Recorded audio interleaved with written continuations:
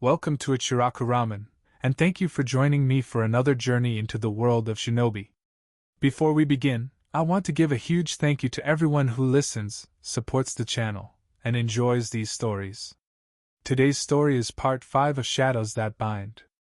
A twist of fate changes everything when Shikamaru's sister, Hotaru Nara, befriends a lonely Naruto during their academy days. With her genius guidance, Naruto overcomes his early shortfalls, and the Nara clan practically adopts him into their fold, shaping him into a much more strategic shinobi. But destiny has more in store. During a training trip after becoming a Genin, Naruto crosses paths with Karin Uzumaki, who is desperately fleeing the land of grass. Brought together by their shared Uzumaki blood, a new bond is formed. Caught between his childhood connection with Hotaru and a sudden, deep tie to Karin, Naruto finds himself in the middle of a complex love triangle. Two paths to kunoichi, which will he choose?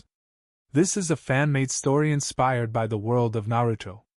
All characters in the original universe belong to their respective creators. This narration is created for entertainment purposes as part of a transformative storytelling experience. The story itself was written by Dark Knight 1994, and full credit goes to the original author. If you would like to read the original version, the link to this story is included in the video description below. If you like my content and want to keep up with future updates, hit that subscribe button and don't forget leave a like if you enjoyed the video. It not only helps me but helps with YouTube algorithm. Now sit back, relax and enjoy. Chapter 24. The training ground buzzed with focused energy as the session pushed forward. Hotaru and Naruto had just nailed a solid round of shadow bind chain, 3 clones linking dark tendrils to immobilize a row of training dummies without a single break in the bind. Hotaru retracted her chains smoothly. Decent control. Your clones maintain the shadow merge for 10 seconds now. No dissipation. Naruto flexed his fingers, grinning through the sweat. Feels natural, like the clones are just extra arms for shadows. Akira nodded once, sharp approval. Good foundation. Build on it. She stepped into the center, raising her palm to demonstrate lightning arch again. The blue-white crescent crackled into existence above her hand, precise, bow-shaped, humming with contained power. This jutsu is mine, she explained. Created it for headhunter work, fast, curved, hard to predict. Compress lightning into an arch, releases a slashing crescent or barrier. Pierces armor, disrupts chakra flow on contact. The arch snapped forward in a controlled lash, carving a clean arc through a distant post. No explosion, just a smoking slice. She let it fade. Why this one? Hyuga. Neji's Byakugan sees linear attacks coming. Kaden rotates in a dome, but it has timing gaps and height limits. Lightning arch curves. Comes from odd angles, forces him to commit early or get tagged. You can't just punch through his rotation, you arc over or around it. She looked at Naruto. Your lightning affinity is strong, stronger than most genin. You can shape this faster than I did at your age. No Rasengan yet, so we lean on what you have. Clones for misdirection, eyes for tenketsu spotting, and this for the finisher. Hotaru's shadows veil the charge up. Make the arch look like a chain feint until it fires. Naruto's eyes sparked with excitement. Got it, let's try. Akira stepped back. Small scale first. Palm arch, no full power. Focus on the bow, pull, gather, shape, release in a curve. Hotaru. Guide the flow like with the chains. Naruto formed seals out of habit, chakra surging blue along his arm. Sparks jumped, then coalesced into a small, wobbling arc above his palm. He released. It lashed out in a shaky crescent, gouging a shallow line in the dirt. Better than nothing, Akira said. Again, tighter curve. Hotaru. Add shadow cloak to hide the buildup. Hotaru placed her hand on his shoulder, dark chakra threading in. The lightning dimmed under a veil of shadow until it looked like just another chain extension.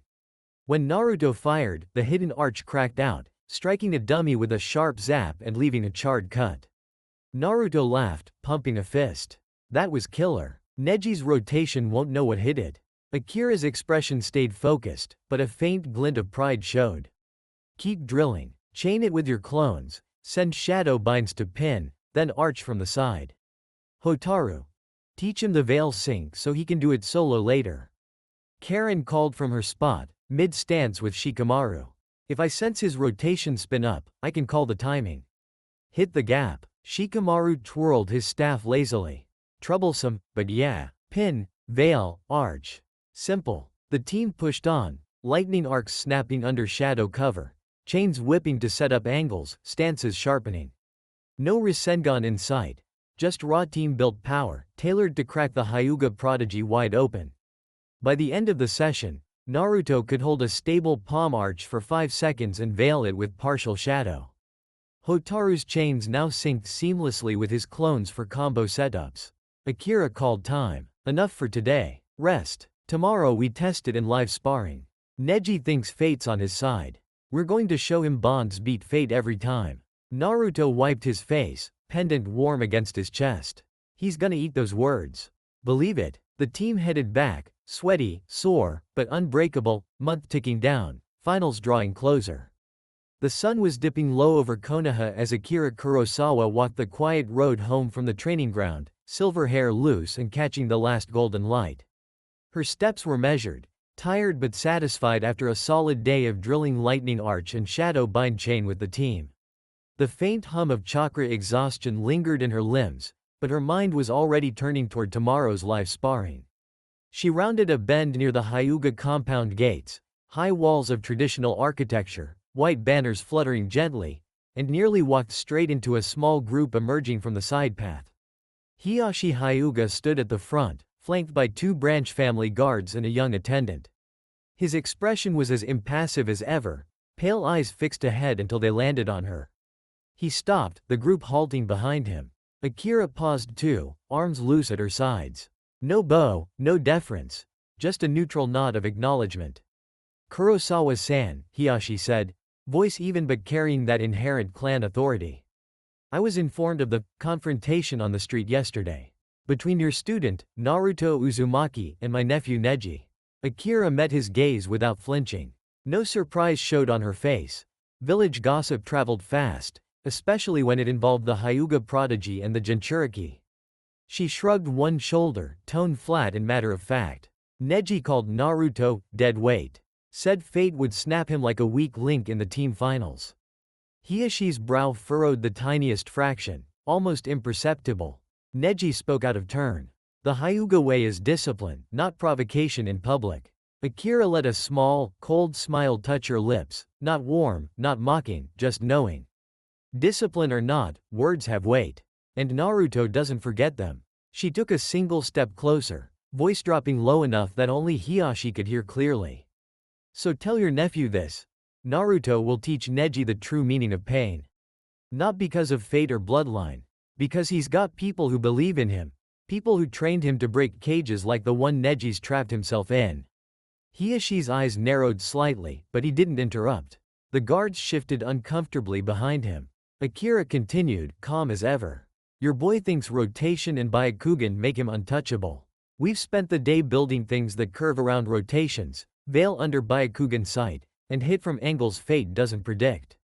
Lightning, shadows, bonds. When the finals come and teams clash, Neji will learn what real pressure feels like.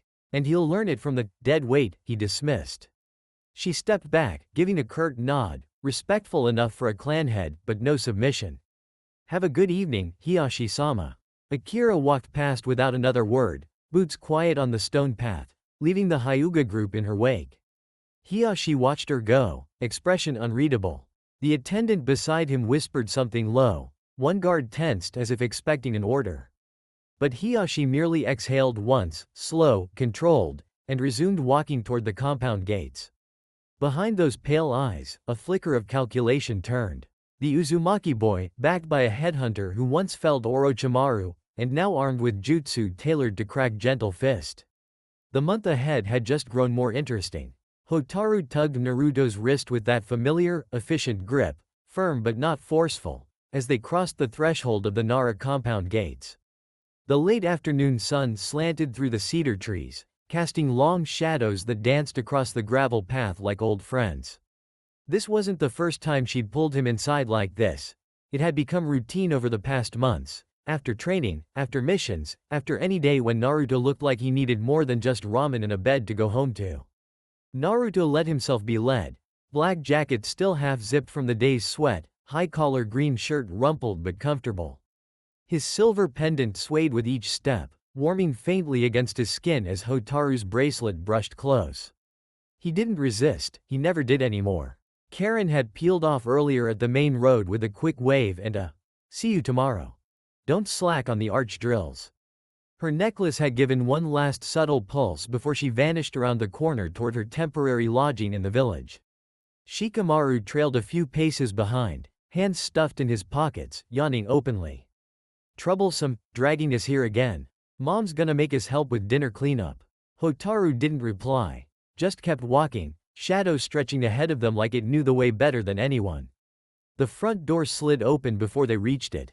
Yoshino Nara stood on the Ingawa, apron dusted with flour, one eyebrow arched in that perfectly practiced mix of exasperation and fondness. Well, she drawled, wiping her hands on a towel. "Look who the cat dragged in." Again, her gaze flicked from Hotaru's hand still loosely around Naruto's wrist to Naruto's flushed face, then to Shikamaru slouching in the rear like he hoped to disappear into the porch shadows. Yoshino's lips curved into a knowing smile. "Hotaru, dear, if you're going to keep hauling Naruto in here like a stray puppy, at least teach him to wipe his sandals properly. And Shikamaru, don't think I don't see you trying to sneak past. Go wash up. Dinner's almost ready, and you're all helping set the table." Naruto rubbed the back of his neck, grinning sheepishly. "Sorry, Yoshino-san. Training ran long. Akira-sensei had us drilling new stuff, lightning arch and..." Yoshino waved him off with the towel. "Save the excuses, kid.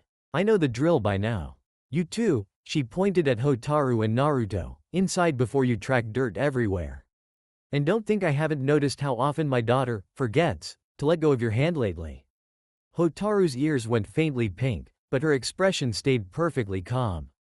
She released Naruto's wrist, slowly, deliberately, then stepped past her mother without a word, shadow trailing behind her like a silent accomplice. Naruto followed, cheeks a little redder than training alone could explain. "It's not like that. We were just..." Yoshino laughed, low and warm. Sure, just training. Same story every time. Go on, get cleaned up. Shikaku's already in the living room pretending to read the newspaper while he waits for you lot to show up and entertain him." Shikamaru sighed dramatically as he slipped past. Don't start." Yoshino ruffled his hair on the way by, earning a half-hearted swat, and turned back to Naruto with a softer look. "You know you're always welcome here, right? No matter how many times Hotaru drags you in. Dinner's your favorite tonight, miso-glazed pork ribs and extra rice. Eat as much as you want." Naruto's grin softened into something quieter, more genuine. "Thanks, Yoshino-san. Really." She shooed him inside with the towel. "Less talking, more washing hands. Go." The door slid shut behind them. Inside, the Nara house smelled of simmering broth, cedar smoke, and the faint, comforting scent of family. Hotaru was already in the hallway, kicking off her sandals. Naruto followed, pendant warm against his chest, the day's exhaustion melting away in the familiar routine.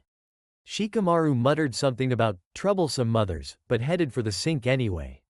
The dining room of the Nara compound was filled with the comforting clatter of chopsticks and the low hum of family conversation. Steam rose from the platters of miso-glazed pork ribs, fluffy rice, grilled eggplant, pickled daikon, and chilled spinach ohitashi. Yoshino had outdone herself again. Extra ribs for Naruto, just the way you liked them, crispy on the edges. Naruto sat cross-legged on his cushion between Hotaru and Shikamaru, already halfway through his second helping. His black jacket was slung over the back of the seat, high-collar green shirt sleeves rolled up, silver pendant resting against his chest. Hotaru ate with her usual quiet precision, occasionally nudging a piece of eggplant onto Naruto's plate without a word.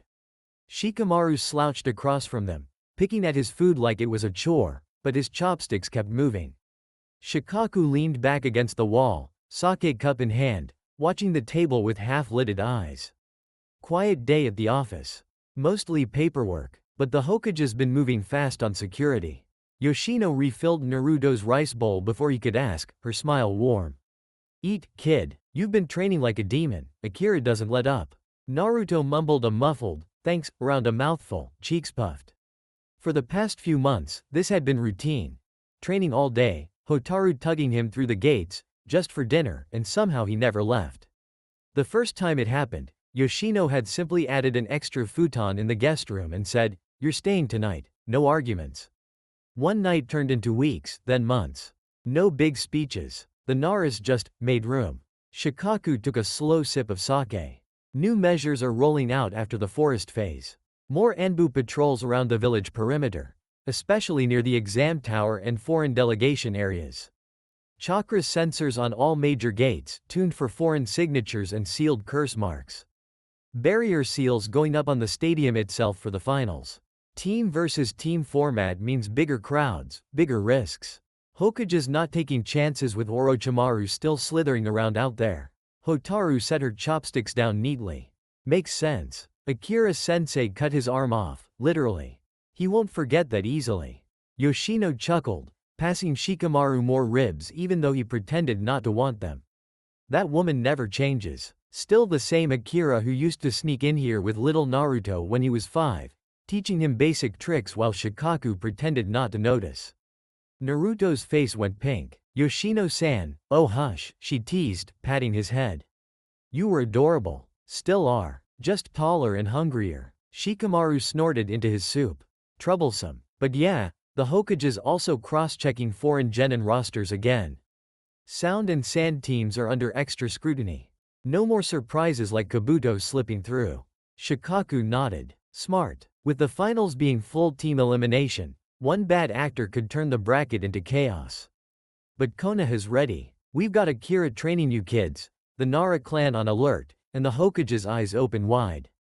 Naruto swallowed, setting his chopsticks down for a second. He looked around the table, at Hotaru quietly eating beside him, at Shikamaru pretending to be bored while listening, at Yoshino smiling like this was the most normal dinner in the world, at Shikamaru pouring another cup of sake with that lazy, knowing look. For months now, this had been home. Not an empty apartment. Not ramen cups alone. Here, he picked up his chopsticks again, grinning softer than usual. We're gonna win the finals. Team versus team. Akira-sensei's got us drilling stuff that'll make Neji choke on his fate crap. Yoshino laughed outright. That's the spirit. Now eat before it gets cold. You've got a whole month to get even stronger, and you're not doing it hungry. Hotaru's knee brushed Naruto's under the table. Just a light touch. But her shadow curled subtly around his ankle beneath the low table, warm and steady. Shikamaru sighed, reaching for more ribs. Troublesome, but yeah, pass the sauce. Dinner continued. Quiet laughter, clinking bowls, the soft murmur of family talk. Outside, the Nara deer called faintly in the distance. Inside, Naruto felt something settle deeper in his chest. The dinner plates were cleared, the table wiped down, and the last of the tea poured away. Yoshino Nara hummed softly as she stacked the dishes by the sink, sleeves rolled up, apron still tied around her waist. Hotaru moved beside her without being asked, efficient as always, picking up a towel and starting to dry the first bowl Yoshino handed over. Naruto pushed back from the table, stretching with a satisfied groan. That was awesome, Yoshino-san. Thanks again. He rubbed his stomach, pendant shifting under his high-collar green shirt. I'm gonna hit the shower and crash. Training tomorrow's gonna be brutal. Yoshino waved a soapy hand. Go on, kid. Towels are in the usual spot. Don't use all the hot water. Shikamaru's still pretending he's not going to sneak in after you. Shikamaru, already half out the door toward his room, muttered, troublesome, but didn't argue. Naruto flashed a grin at Hotaru, quick, warm, before heading down the hallway. His footsteps faded toward the bathroom, the door clicking shut a moment later. The kitchen fell into a comfortable quiet broken only by the soft clink of porcelain and running water. Yoshino passed Hotaru another plate, her smile turning sly. So, how long are we going to pretend this is just dinner and study help? Hotaru didn't flinch, but her drying motion slowed for half a second. Mom. Yoshino laughed under her breath, low and fond. Don't, Mom, me. I've watched you drag that boy in here every other day for months now. The way you hold his wrist like he's going to vanish if you let go? The little knee brushes under the table? The way your shadow curls around his ankle when you think no one's looking? She handed over a wet bowl, eyes twinkling. You're not subtle, sweetheart. Not even a little. Hotaru focused intently on the bowl, wiping it in slow, careful circles. He's important. To the team. To training. Yoshino rinsed a cup, passing it over. Important enough that you blush every time he grins at you like that? Important enough that you've been making sure his futon in the guest room is always ready, even when he says he's fine going home? Hotaru's ears went faintly pink, but her voice stayed steady. He's been alone too long. He needs stability. Family. Yoshino's teasing softened into something gentler. She bumped her hip against Hotaru's lightly. I know, honey. And I'm glad. He's a good kid, loud, stubborn, sweet as they come. Deserves people who see him. But don't think I haven't noticed how your eyes light up when he talks about his Hokage dream. Or how you stand a little closer when he's tired after training. Hotaru finally looked up, expression calm but honest. I want to be there. When he shines. In his shadow, or beside him. Whichever he needs. Yoshino smiled. Real, proud, a little misty. Then be there. Just, be careful with your heart, okay? And his. Boys like Naruto don't know what to do with someone who actually cares. He'll trip over himself trying to deserve it. Hotaru nodded once, small and certain. I know. The last dish was dried and stacked. Yoshino untied her apron, folding it neatly. Go on, check on him before you head to bed. Make sure he actually sleeps and doesn't stay up practicing hand seals under the covers again. Hotaru's lips curved, just a tiny, private smile. I will. Yoshino handed Hotaru the last wet plate, her smile turning mischievous again as she leaned against the counter, drying her own hands on her apron. You know, she said, voice low and teasing, I knew exactly what you were doing the first time you dragged that boy through the gate. Just dinner, you said. Just helping with notes. But I saw it from day one. Hotaru kept her eyes on the plate she was stacking, expression calm, but her ears betrayed a faint flush. Yoshino chuckled softly. And if he actually becomes Hokage someday, like he dreams about, and you're right there beside him as his wife, the Nara clan would gain more prestige and influence than we've seen in generations. A Hokage tied to our bloodline through marriage? The council would trip over themselves to hand us contracts, alliances, everything. She said it lightly, almost playfully, but there was a knowing glint in her eye, half joke, half genuine observation from a mother who'd watched her daughter quietly claim someone for months. Hotaru paused, towel still in hand. She didn't blush harder or protest. Instead, she gave a small, deliberate nod, simple, certain. Yes, she said quietly. That would be efficient. Yoshino's laugh was warm, surprised, and proud all at once. Efficient. Of course that's how you'd put it. She reached over and tucked a stray strand of hair behind Hotaru's ear. You're a Nara through and through, sweetheart. Just make sure he knows what he's getting into. Boys like Naruto don't always see the long game. Hotaru set the towel down neatly, folding it with precise corners.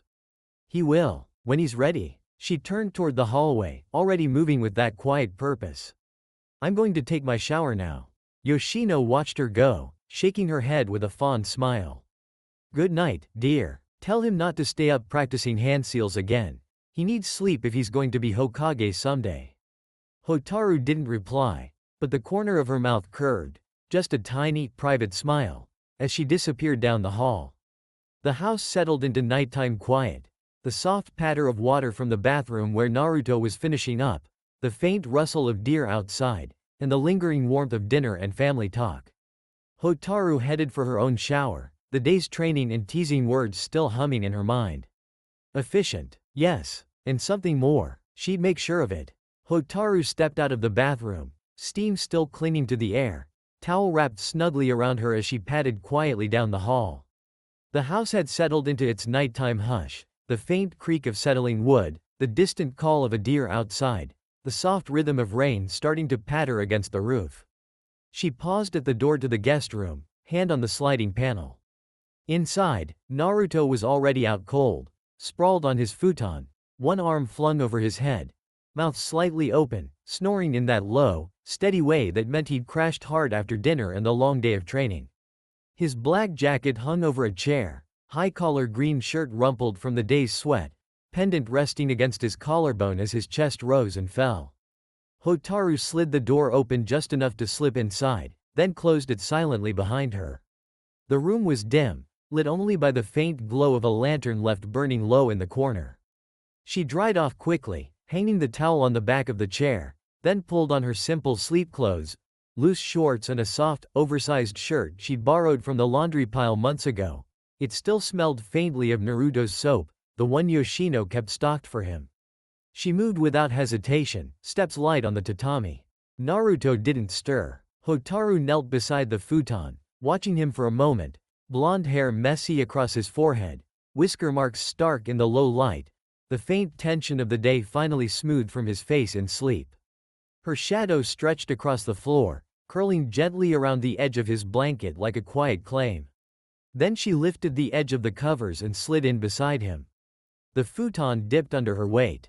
Naruto shifted instinctively in his sleep, rolling toward her warmth without waking, arm flopping across her waist, face tucking against her shoulder. His snoring hitched once, then settled back into its steady rhythm. Hotaru exhaled softly, letting herself relax against him. Her hand found his, fingers threading through his in the dark, bracelet brushing his wrist where their timepieces touched and warmed in sync. She rested her forehead lightly against his hair, breathing in the familiar scent of soap and faint training sweat. No words, no need. She'd done this before, more times than she could count in these quiet months. Sometimes he woke just enough to mumble something sleepy and happy, pull her closer, then drift off again. Sometimes he slept straight through, like tonight. Hotaru closed her eyes, shadow settling over both of them like a protective veil, soft, possessive, comforting. The rain tapped steadily on the roof. Naruto's breathing stayed even against her neck. She stayed there, holding his hand, letting the warmth of him chase away the last of the day's chill. Home. For both of them. The first pale light of dawn slipped through the shoji screens, turning the guest room soft gray. Hotaru woke slowly, aware of the steady warmth pressed against her side.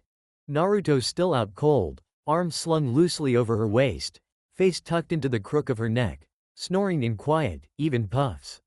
She lay still for a moment, breathing in time with him, her shadow curled protectively across both their legs under the blanket. The rain from last night had stopped. The air smelled clean, like wet cedar and distant earth.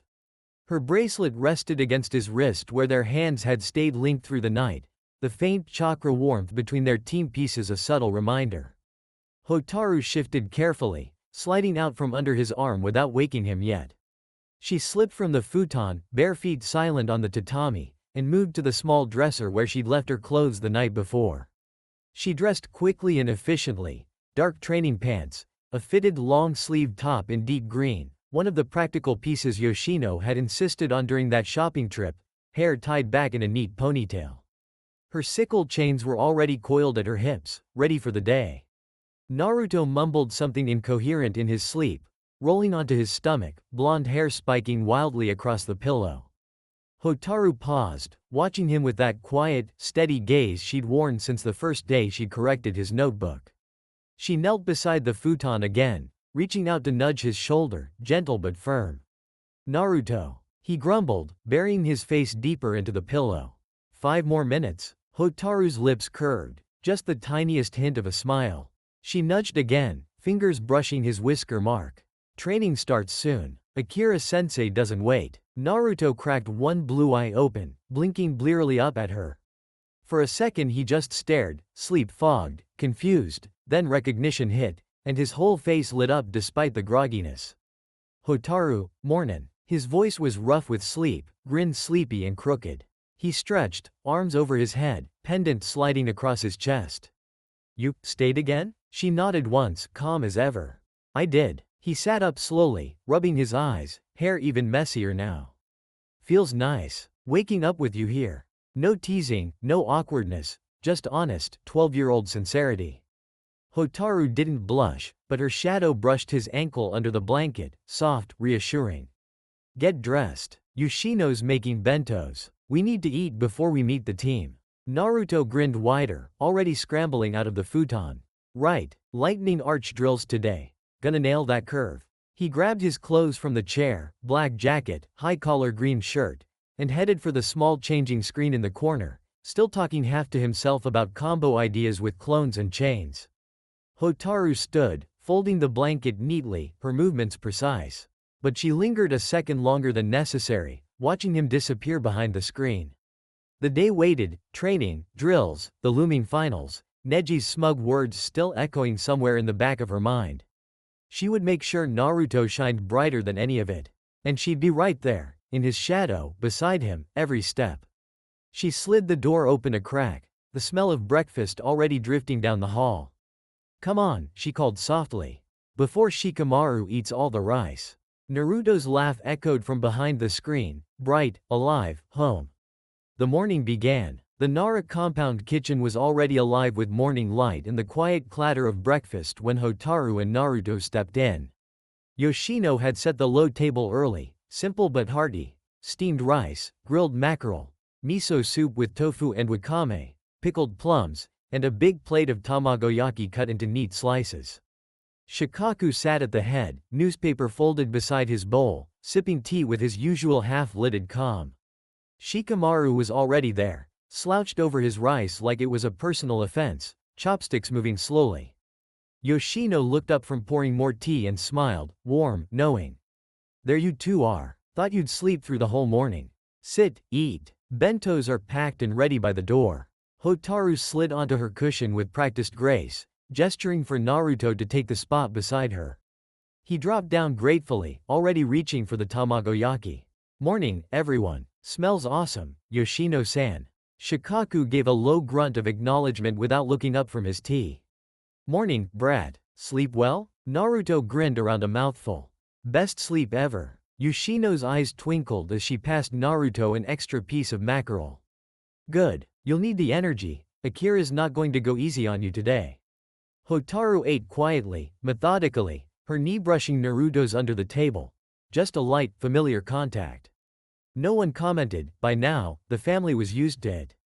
Breakfast passed in comfortable quiet, broken only by the clink of bowls, Shikamaru's occasional yawn, and Yoshino's gentle reminders to eat more, you're growing.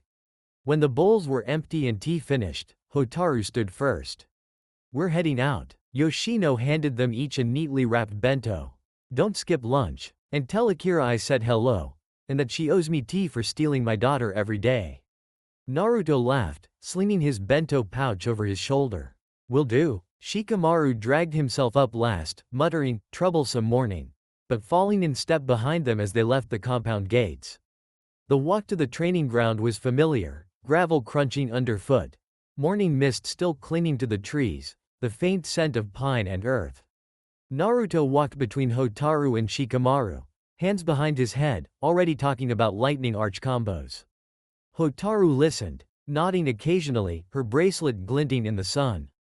Shikamaru trailed a step behind, yawning openly, staff slung over his shoulder like dead weight. They rounded the last bend and spotted Karin waiting at the clearing's edge, glasses slightly fogged from the cool air, arms crossed, another yawn escaping as she spotted them. Her red coral pendant caught the light when she straightened, expression perking up the second her eyes landed on Naruto. "Morning," she said, voice still husky with sleep. But her gaze lingered on him, warm, a little brighter. "You look like you actually slept for once."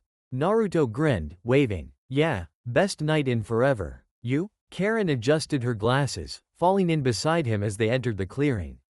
"Slept okay. Dreamed about sensing Orochimaru's chakra again. Woke up annoyed." She shot Hotaru a quick, acknowledging glance, nothing competitive, just team balance. "Ready for more taijutsu drills?" Shikamaru groaned from the rear. "Troublesome, can we start with sitting?" Hotaru's lips curved faintly. "No." The four of them stepped into the training ground together, Naruto bouncing with energy, Hotaru calm and focused, Karin perked up and ready, Shikamaru dragging but present. The sun climbed higher, mist burning off, and Akira's silhouette was already visible at the far end, arms crossed, waiting. Akira stood at the center of the clearing, arms crossed, silver hair catching the morning light as Team 15 assembled. No shadow chakra flickered around her. Her presence was all steel and precision, no Nara ink. "You got the basics solid." Naruto's clones anchoring Hotaru's shadow bind chain, lightning arch shaping from his affinity, Karin's predictive taijutsu, Shikamaru's staff counters. "Today we add offense. Each of you gets one more tool to break through defenses like Neji's rotation or team formations in the finals. She addressed them one by one, demonstrating with clean, non-shadow techniques. Naruto first. Naruto, your lightning affinity is raw power. Lightning Arch is mid-range curved offense.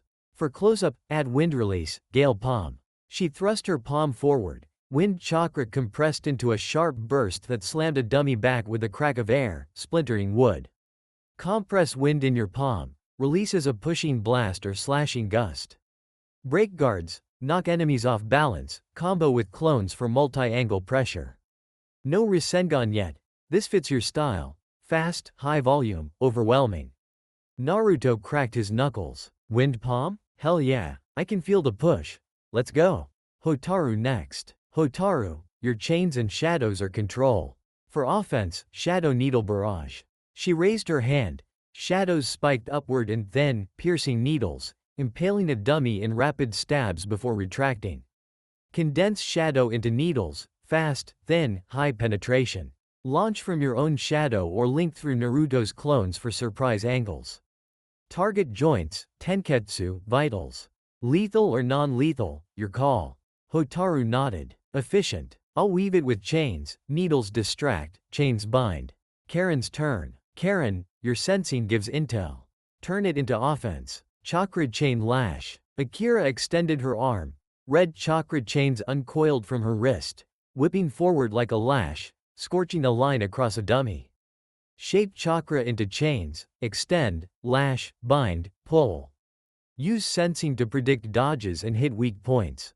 Versatile. Strikes, restraints, yanks into team combos. Karin adjusted her glasses. I can call openings before they move. This hits harder than fists. Shikamaru last. Shikamaru, your staff and shadows are strategy. For offense, shadow spike volley. Akira didn't demonstrate this one, her chakra stayed neutral. Instead, she gestured to Shikamaru. You know how. Channel shadow through your staff. Extend spikes from the tip or ground. Volley for area denial, single for precision. Control space, force enemies into traps or Naruto's blasts.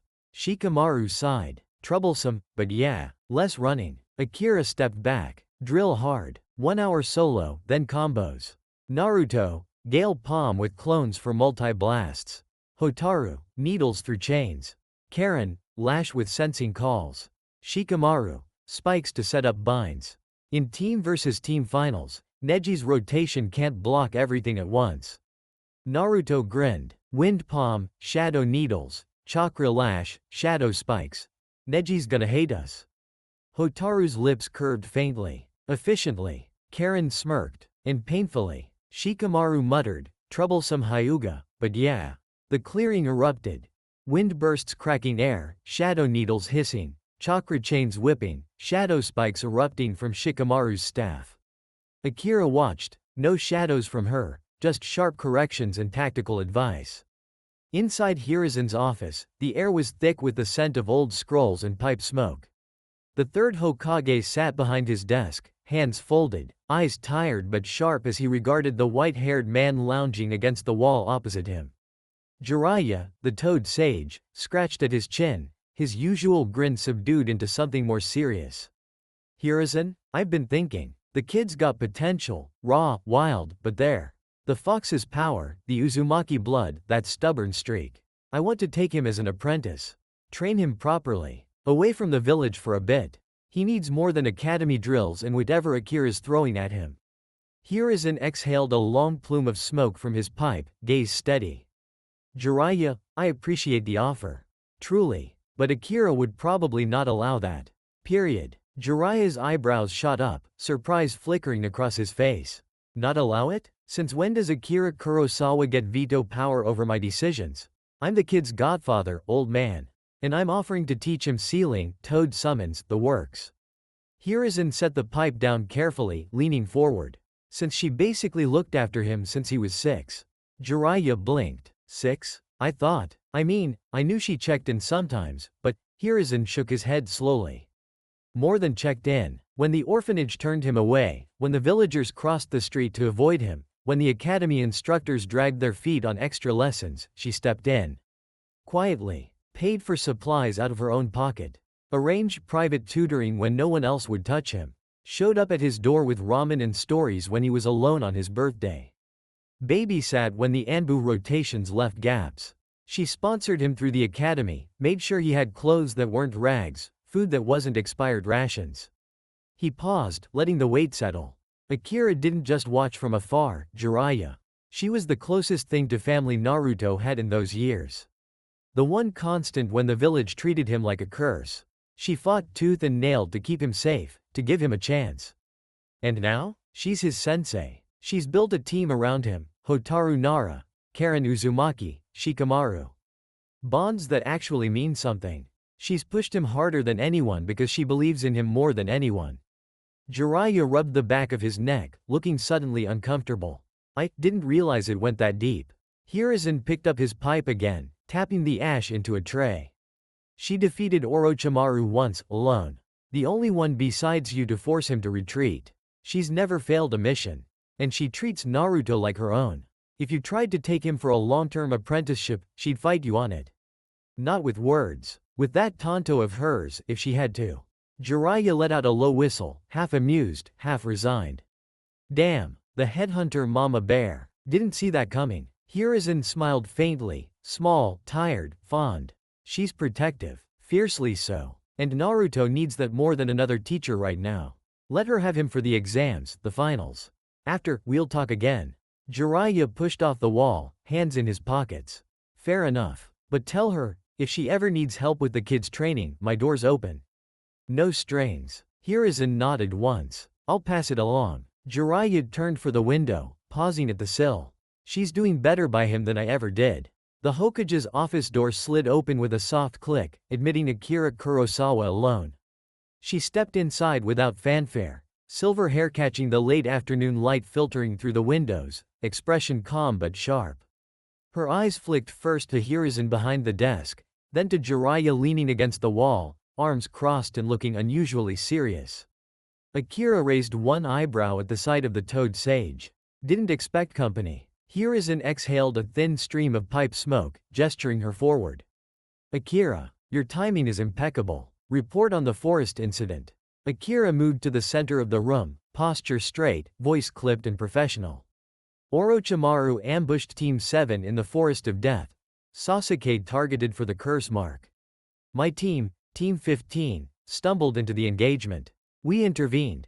Naruto, Hotaru Nara, Karin Uzumaki, Shikamaru Nara. Coordinated extraction. Hotaru's chains and shadows pinned summoned snakes. Naruto's clones created misdirection. Karin called chakra flows. Shikamaru controlled space with staff and shadow spikes. We pulled Sasuke and Sakura clear before the mark fully took hold. She paused, meeting Hiruzen's eyes directly. Then Orochimaru turned his attention to us. I engaged. He was arrogant, underestimated the interruption. I severed his left arm at the shoulder with a single tanto strike. Clean cut. No regeneration started before he retreated in snake form. The arm dissolved into white serpents and scattered. He fled, likely to one of his hideouts. No pursuit. Priority was Genin safety and tower entry. Hiruzen nodded slowly, tapping ash from his pipe.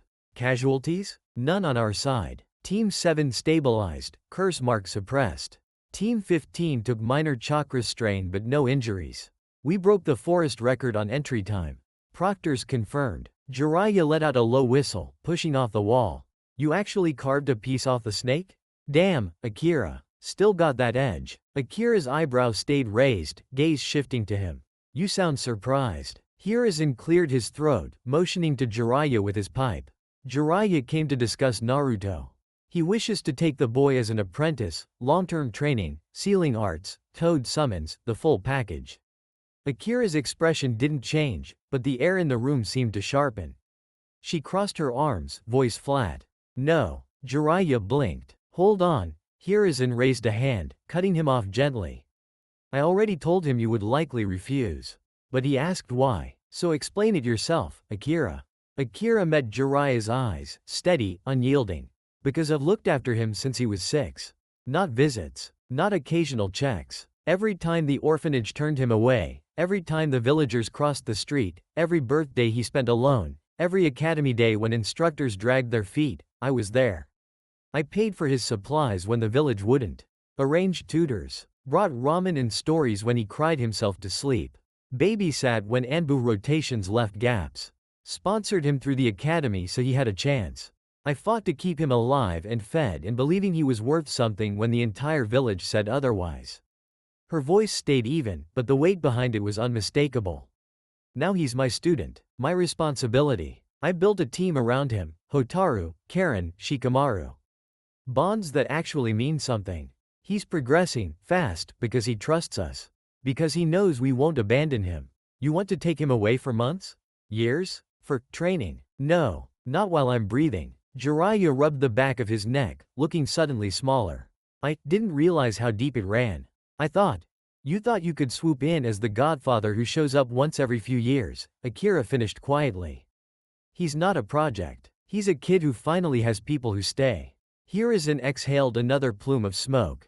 The matter is closed for now. Naruto remains with Team 15 under Akira's guidance through the exams and finals. After, we'll revisit. Jiraiya nodded slowly, pushing off the wall toward the window. Fair enough. But tell the kid, if he ever wants toad lessons, my door's open. No pressure. Akira gave a curt nod, acknowledgement, not agreement. Jiraiya leapt out the window, vanishing across the rooftops. Hiruzen looked at Akira, a faint smile touching his lips. You do good work with him. Keep it up. Akira inclined her head once. I intend to. She turned and left as quietly as she'd arrived, the door sliding shut behind her. In the silence, Hiruzen tapped his pipe again. The boy had a guardian fiercer than most cage. And that was exactly what he needed. Akira stepped out of the Hokage Tower's main doors and onto the wide stone steps, the late afternoon sun slanting across the village rooftops. She didn't look back immediately, but she felt the shift in the air, the familiar, slightly oily chakra signature of toad oil and old parchment trailing her like a persistent shadow. Jiraiya landed lightly on the railing a few paces away, white hair whipping in the breeze, hands already raised in a placating gesture before she could speak. Easy, he said, voice low. Not here to fight, just talk. Akira stopped at the bottom of the steps, turning slowly to face him. Her expression was calm, unreadable, but her right hand rested loosely near her tanto hilt, habit, not threat. Talk, she repeated flatly. Jiraiya hopped down to street level, keeping a respectful distance. You were clear in there. Crystal. But I meant what I said to the old man. The kid's got my bloodline seal on him, Minato's work, and Kushina's chains. I want to teach him how to use them properly.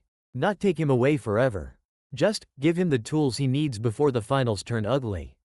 Akira's eyebrow lifted fractionally, the same look she'd given him inside the office. You think I haven't already considered that? She said quietly. I've watched him grow up with that fox sealed inside him. I've seen the seal strain when he pushes too hard. I've pulled him out of chakra exhaustion more times than I can count. If there was a quick fix, I'd have found it. Jiraiya rubbed the back of his neck, grin fading. I know. And that's why I'm asking. Not demanding. Under your terms. You supervise every session. You approve what I teach. You stay in the room. Hell, you can hold the damn scroll if you want. I just want to do right by him. By them. Minato and Kushina. Akira studied him for a long moment, searching for lies, for hidden agendas, for anything that smelled like abandonment. She exhaled once, slow and controlled. You can teach him jutsu, she said finally. Sealing. Toad summons. Whatever you think he can handle without breaking him. But only under my supervision. Every lesson, every technique, I stay. I watch. I decide the pace. No long trips. No secret mountain training. No taking him out of Konoha. He stays with Team 15. He stays in the village. He stays under my watch. Jiraiya's shoulders sagged slightly, not in defeat, but in visible relief. He nodded once, firm. Agreed. All of it. Akira held his gaze another second, then turned back toward the path leading to the Nara district. After the finals, she added over her shoulder. When the bracket's done and he's still standing, bring the scrolls, bring the toads, but bring yourself first. No excuses. No showing up late because you were researching in a bathhouse. Jiraiya chuckled, low, genuine. Wouldn't dream of it. I'll be there. On time. Sober. Mostly. Akira didn't smile, but the tension in her posture eased just enough to notice. She kept walking, boots quiet on the stone. Jiraiya watched her go for a moment, then leapt up to the nearest rooftop, vanishing in a puff of leaves. The village bustled on around them, unaware that the boy who dreamed of becoming Hokage had just gained a reluctant second teacher. But only if Akira allowed it. And she would. Carefully. On her terms. Because Naruto was hers to protect. Always had been. Akira walked the familiar streets of Konoha alone, the village settling into the quiet hum of evening. The Hokage tower faded behind her, Jiraiya's chakra signature long gone in the opposite direction. Her boots clicked softly against the stone path, hands in her pockets, mind turning over the conversation like a blade being sharpened. She didn't head straight for the Nara compound. Instead, her feet carried her toward a small, out-of-the-way ramen stand tucked between two older buildings, the same one she'd taken Naruto to when he was little, back when he could barely see over the counter and his eyes lit up at the sight of a steaming bowl. The stand was quiet tonight. Only a couple of stools occupied by regulars. Tucci was behind the counter, wiping down the bar with the same steady rhythm he'd had for years. He glanced up as Akira approached, offering a small nod, no questions, no fuss. She slid onto a stool near the end, the one with the best view of the street. Usual? Tucci asked. She shook her head. Just tea. Black. He poured it without comment, sliding the cup over. Akira wrapped her hands around the warmth but didn't drink yet. Her gaze drifted to the empty stool beside her, the one Naruto used to sit on, legs swinging, slurping noodles like they were the best thing in the world. Her mind slipped back, years earlier, a quiet night in the Uzumaki apartment, the kind of night when the war felt far away and close at the same time. Kushina had been sitting on the floor, belly round with Naruto, red hair spilling over her shoulders. Minato was out on a mission, the apartment lit only by a single lantern. Kushina had looked at Akira, really looked, and spoken the words that had changed everything. Akira, if something happens to me and Minato, Kushina had said, voice steady but soft, promise me you'll look after him. Our boy. Don't let the village chew him up. Don't let them forget who he is. He's gonna need someone who stays. Someone who fights for him. Akira had met Kushina's eyes, violet, fierce, trusting, and nodded once. I promise. Kushina had smiled then, bright, relieved, the kind of smile that made the room feel warmer. Good. I knew I could count on you. Your family, Akira, always have been. The memory faded as Tucci set a small bowl of edamame in front of her, on the house, as always. Akira stared at the steam rising from her tea, fingers tightening around the cup. She had kept that promise. Every day since the night Minato and Kushina never came home. Every time Naruto cried himself to sleep in an empty apartment. Every time the village whispered, demon, behind his back. Every scraped knee, every missed meal, every lonely birthday, she had been there. Ramen runs. Shadow tricks to make him laugh. Tutors when no one else would teach him. Clothes. Food. A hand to hold when the world felt too big. And now? He had a team. A home with the Naras.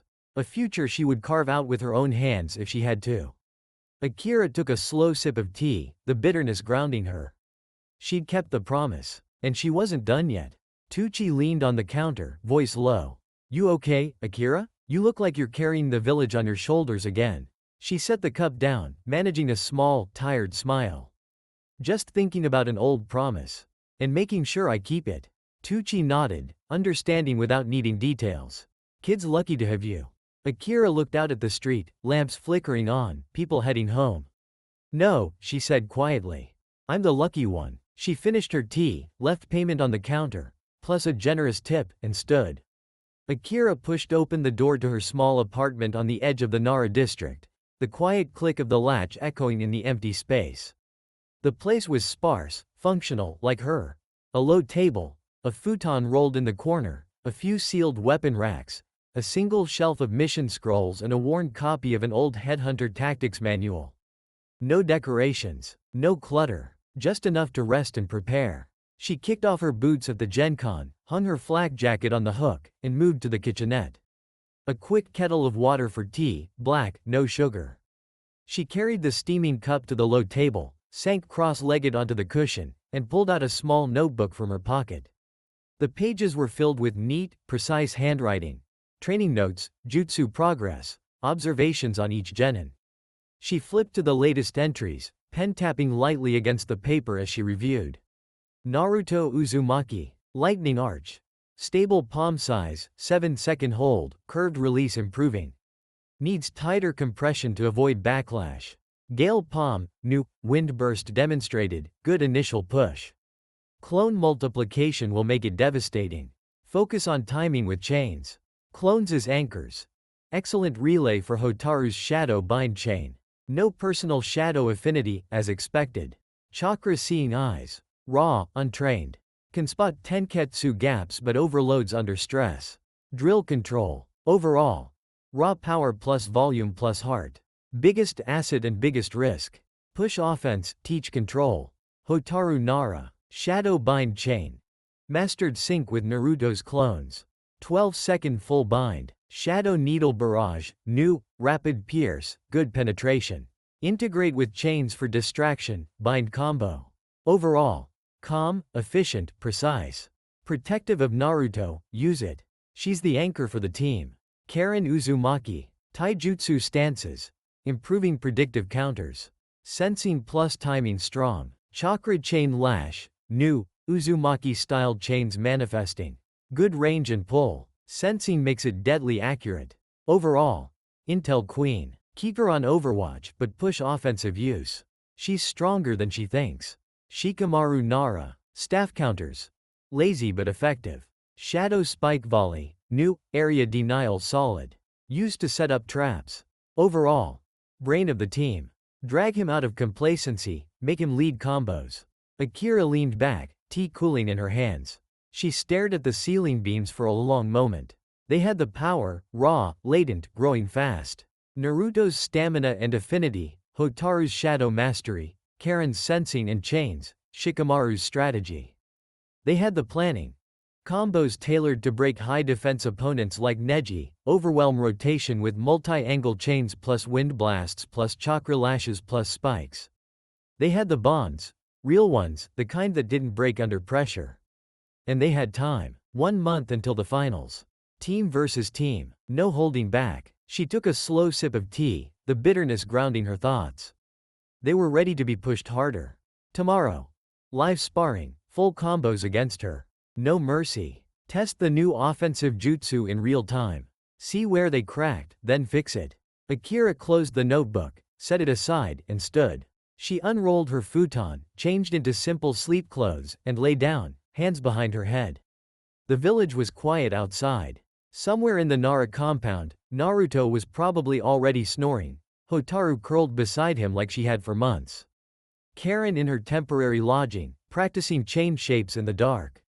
Shikamaru pretending to sleep while his brain ran strategies. They were hers. She'd keep them safe. She'd make them strong. And when the finals came, when Neji or anyone else tried to call Naruto dead weight again, they'd learn exactly how wrong they were. Akira closed her eyes. Tomorrow would come fast. Akira woke to the soft gray light filtering through her apartment's single window. The village still hushed before dawn. No alarm. Just internal clock, honed from years of missions where sleeping in could mean death. She rose smoothly from the futon, rolling it tight and stowing it in the corner with practiced efficiency. The kitchenette was small but functional. She filled the kettle, set it on the single burner, and measured out dark roast grounds into the filter cone. Black coffee, no sugar, no cream. While the water heated, she cracked 2 eggs into a pan, added a pinch of salt, and scrambled them with quick, precise flicks of the spatula. A slice of bread went under the broiler to toast. Simple. Fast. Fuel. As the coffee dripped and the eggs sizzled, she leaned against the counter, notebook already open on the low table. The pages from last night were still there, her neat handwriting listing each genin's progress and the new offensive jutsu she'd assigned. She sipped the first black mouthful, bitter, hot, grounding, while reviewing the plan for today. Morning session. Team 15 primary training ground, warm-up, 15 minutes, light taijutsu circuits plus basic chakra control drills. Keep Karin on predictive stances, Shikamaru on staff flow. Solo drill block, 45 minutes, Naruto. Gale palm plus lightning arch combo. Focus on wind burst to break guards, then curved lightning follow-up. Clone multiplication for multi-angle pressure. Hotaru. Shadow Needle Barrage integration with chains. Practice launching needles through clone relays for surprise pierces. Karin. Chakra Chain Lash plus Sensing Calls. Use chains to pull dummies into predicted weak points. Shikamaru. Shadow Spike Volley from staff. Set up area denial zones to funnel opponents into Naruto's blasts. Team Combo Spar, 60 minutes, full live practice against me. No holding back. Test new offense in real time. Overwhelm rotation style defense, simulate Neji. Chain Bind plus Wind Push plus Needle Pierce plus Chain Lash plus Spike Trap. Identify cracks. Timing overlaps, chakra drain, blind spots. Fix on the spot. Cool down and debrief, 30 minutes, individual feedback. Adjust pacing. Remind them. Finals are team versus team, power plus planning wins. Afternoon, optional individual check-ins. If Naruto's arch control is shaky, extra 30 minutes on compression. Hotaru. Refine needle speed to match chain retraction. Karin. Test chain length under fatigue. Shikamaru. Force him to lead one combo round, no slacking. Akira closed the notebook, finishing her eggs and toast in quick bites.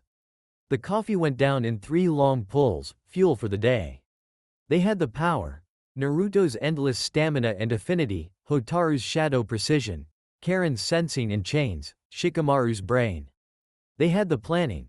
Combos designed to shatter high defense opponents like Neji, overwhelm, misdirect, pierce, bind, strike. And they had the drive. The bonds she'd helped forge. She rinsed the dishes, set them to dry, and geared up, flak jacket, tanto at her hip, hair tied back. The village was starting to wake outside, vendors opening, early patrols moving. Akira stepped out, locking the door behind her. The Nara compound stirred with the first hints of morning light filtering through the shoji screens, soft gray turning golden at the edges. The house was already awake in its quiet way. Yoshino in the kitchen, the faint sizzle of breakfast fish and rice. Shikaku's low murmur as he flipped through the newspaper. Shikamaru dragging himself out of bed with a groan that could be heard down the hall. In the guest room, Hotaru woke first. She lay still for a moment, feeling the steady rise and fall of Naruto beside her, arms slung across her waist, face tucked against her shoulder, snoring softly in that familiar, comforting rhythm. His blonde hair was a mess across the pillow, whisker marks stark in the dawn light, pendant resting warm against her collarbone where their timepieces touched. Hotaru shifted carefully, sliding out from under his arm without waking him yet. She stood, bare feet silent on the tatami, and dressed quickly, dark training pants, fitted long-sleeved top, hair tied back in a neat ponytail. Sickle chains coiled at her hips, bracelet glinting faintly as she moved. She knelt beside the futon again, reaching out to nudge his shoulder, gentle but insistent. Naruto. He mumbled something incoherent, rolling deeper into the blanket. Hotaru's lips curved, just the tiniest hint of a smile she rarely showed anyone else. She nudged again, fingers brushing his whisker mark.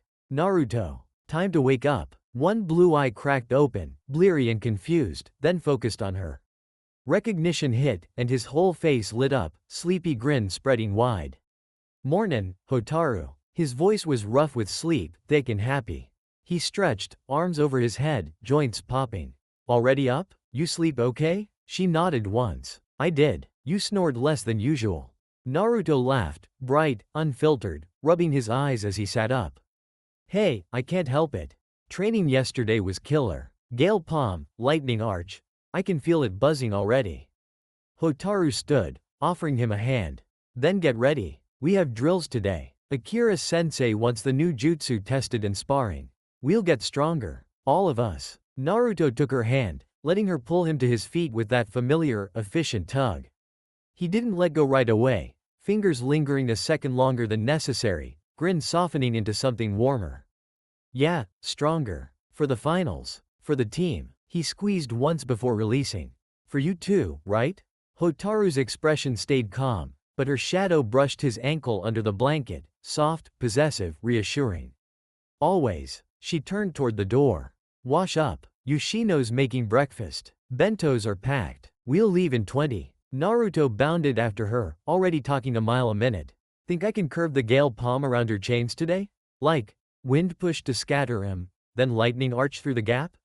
Or maybe clones blast wind while you needle from above? Hotaru listened as they stepped into the hallway, her steps matching his energy without rushing it. The house smelled of grilled fish, miso, and fresh rice. Yoshino looked up from the table, smiling at the pair. Morning, you two. Eat fast, Akira doesn't wait. Naruto dropped onto his cushion with a grin. Morning, Yoshino-san. Smells amazing. Hotaru sat beside him, knee-brushing his under the table. Shikamaru slouched in across from them, already half asleep over his bowl. Shikaku gave a lazy nod from behind his newspaper. The family ate, quiet chatter, clinking bowls, the easy rhythm of home.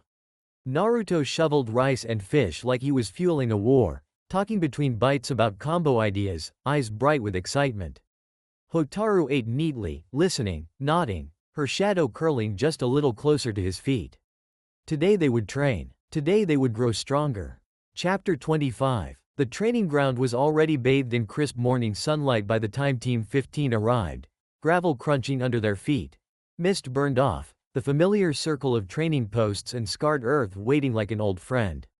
Akira stood at the center, arms crossed, silver hair tied back, expression calm but expectant. She raised a hand in a brief wave as they approached.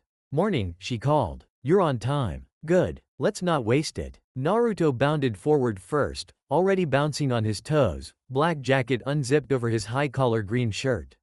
Morning, sensei. Ready to crush these drills. Gale Palm and Lightning Arch are itching to go. Hotaru walked beside him, ponytail neat, sickle chains coiled at her hips, bracelet glinting faintly. Karin adjusted her glasses, coral pendant catching the light, while Shikamaru trailed last, yawning openly, staff slung over his shoulder like it weighed a ton. Akira gave them a quick once-over, posture check, gear check, then nodded once. Warm up first. 10 laps around the perimeter, light pace, focus on breathing and chakra flow.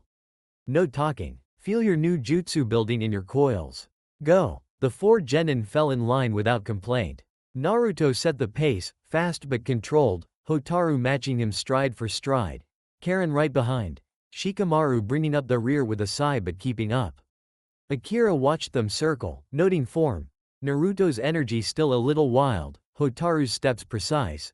Karin's sensing already scanning ahead.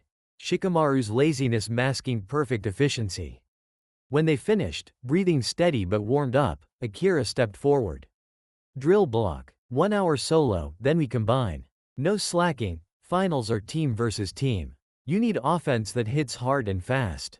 Breakthrough defenses like Neji's rotation or group formations. She pointed to each in turn. Naruto. Gale Palm first, wind burst from the palm. Compress, release as a pushing slash or knockback. Use clones to multiply the blasts, 3 clones, 3 angles. Then lightning arch follow-up, curve it around the wind push to exploit openings. Goal. Break a dummy's guard, then finish with the crescent. Go. Naruto grinned, forming a single clone to start. Wind chakra gathered in his palm, blue-white swirl, then burst forward with a sharp crack, slamming the dummy back a foot and splintering wood. The clone mirrored it from the side. Naruto followed with a palm-sized lightning arch, curved crescent snapping out, carving a smoking line across the dummy's chest. Again, Akira called. Tighter wind, sharper curve. Hotaru. Shadow needle barrage. Condense shadow into thin needles, rapid launch, high penetration. Link through Naruto's clones for surprise angles. Target joints and vitals. Then chain bind to finish. Drill speed and precision. Hotaru nodded, shadows pooling at her feet. Thin black needles spiked upward, piercing a dummy in quick succession. 5 stabs in under 2 seconds, before her sickle chain whipped out to wrap and immobilize what was left. Maintain control, Akira said. No overextension. Again, Karin. Chakra chain lash. Extend chains from your wrist, lash, pull, strike. Use sensing to predict dodges and hit weak points. Pull dummies into predicted openings, then chain wrap. Drill range and accuracy. Karin extended her arm. Red chakra chains uncoiled like living whips, cracking across a dummy and yanking it forward into a second lash that scorched a line across its torso. Call the openings out loud, Akira instructed. Train your team to listen. Again, Shikamaru. Shadow spike volley. Channel through your staff. Extend spikes from tip or ground. Volley for area denial, single for precision. Set up zones to funnel enemies into Naruto's blasts or Hotaru's binds. Drill control and timing. Shikamaru sighed but extended his staff. Shadows erupted from the tip in sharp spikes, 3 in quick succession, impaling the ground around a dummy and forcing it back. Less lazy, Akira said flatly. Faster volley. Again, the clearing filled with sound. Wind cracks, shadow hisses, chain whips, spike eruptions. Akira circled, calling corrections, tighter compression, Naruto. Faster retraction, Hotaru. Predict left, Karin. Commit, Shikamaru, pushing them without mercy. After 45 minutes, she clapped once, sharp. Combine now. Full team spar against me. Simulate Neji-style defense. Rotation dome, gentle fist counters. Overwhelm it. Go. She dropped into a loose stance. No shadow jutsu from her, just precise taijutsu, body flicker, and lightning release ready if needed.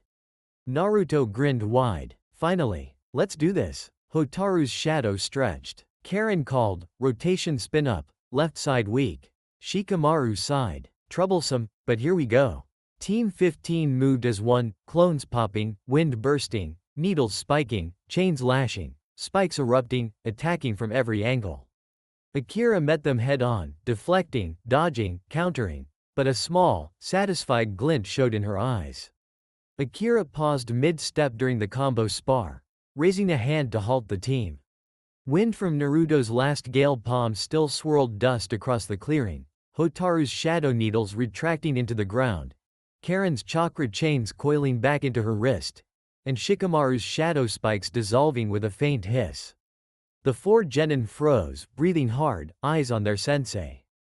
Akira's gaze settled on Naruto, silver hair shifting slightly in the breeze, expression calm but intent.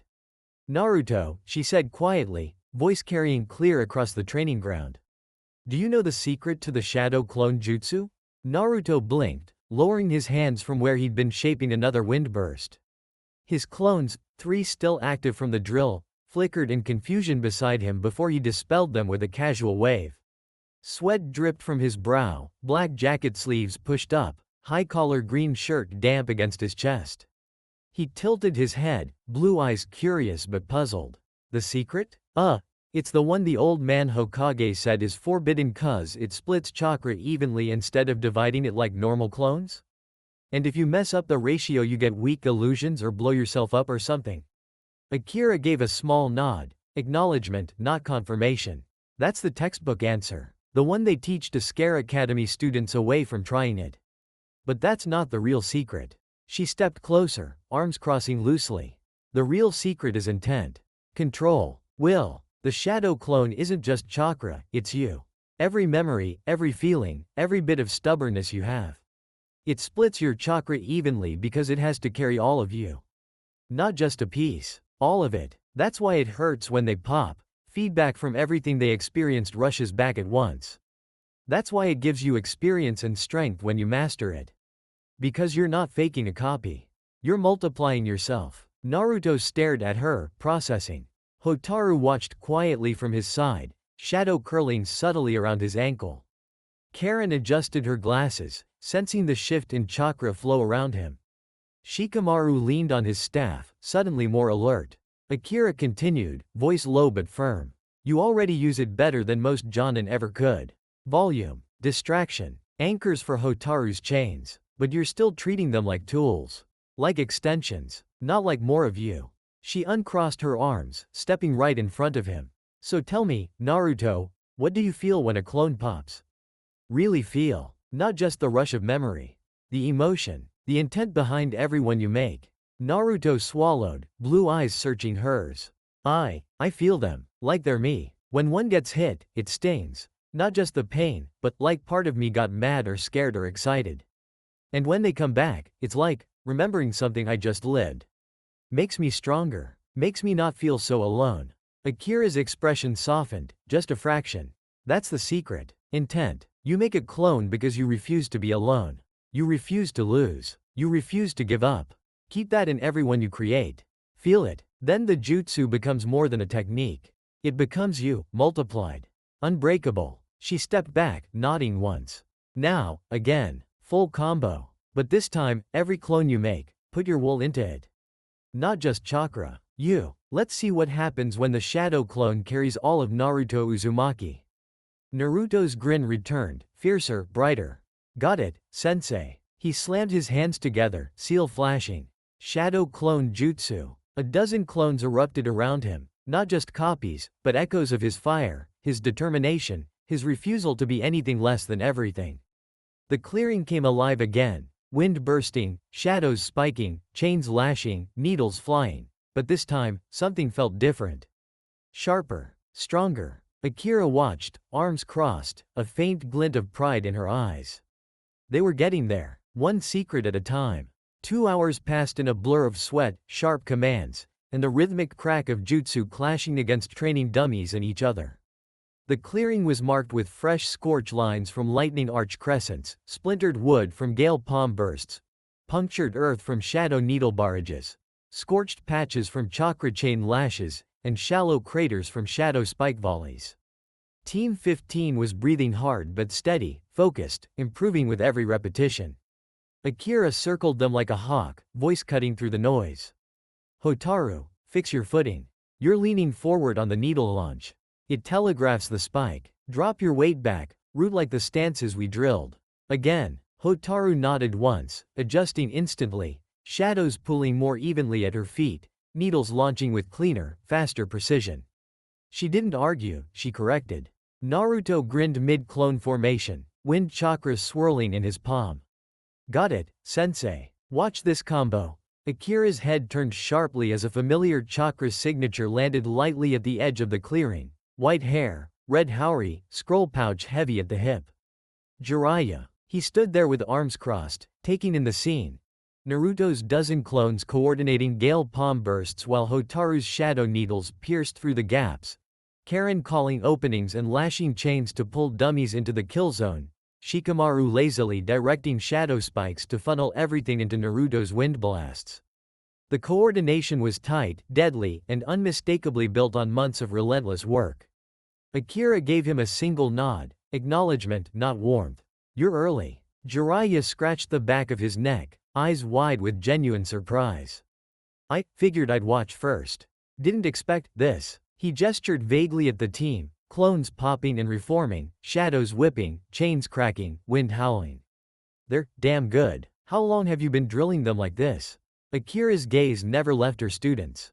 Since day one. Every day. No shortcuts. She raised her voice slightly, directed at the team but loud enough for Jiraiya to hear.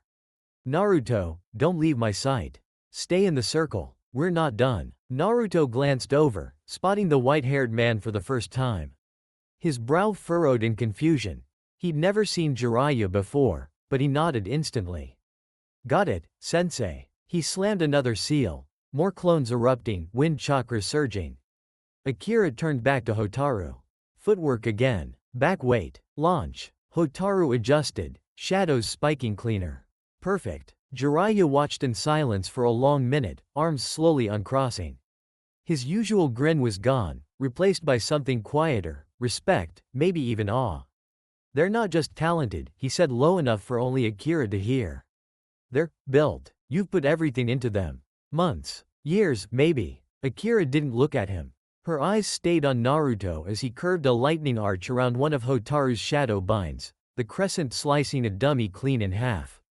I promised someone I'd look after him, she said simply. I don't break promises. Jiraiya exhaled slowly, gaze drifting across the four Genin, Naruto laughing mid-drill, Hotaru's calm precision, Karin's focused sensing calls, Shikamaru's lazy but lethal control. You didn't just look after him, he murmured. You built a family around him. A team that fights like they've got something worth dying for. Akira finally glanced at him, brief, assessing. They do. She stepped forward, voice rising again. Reset. Full combo. Overwhelm me this time. No holding back. The team snapped into position, clones, chains, needles, spikes, wind, lightning, all converging. Jiraiya stayed at the edge, watching.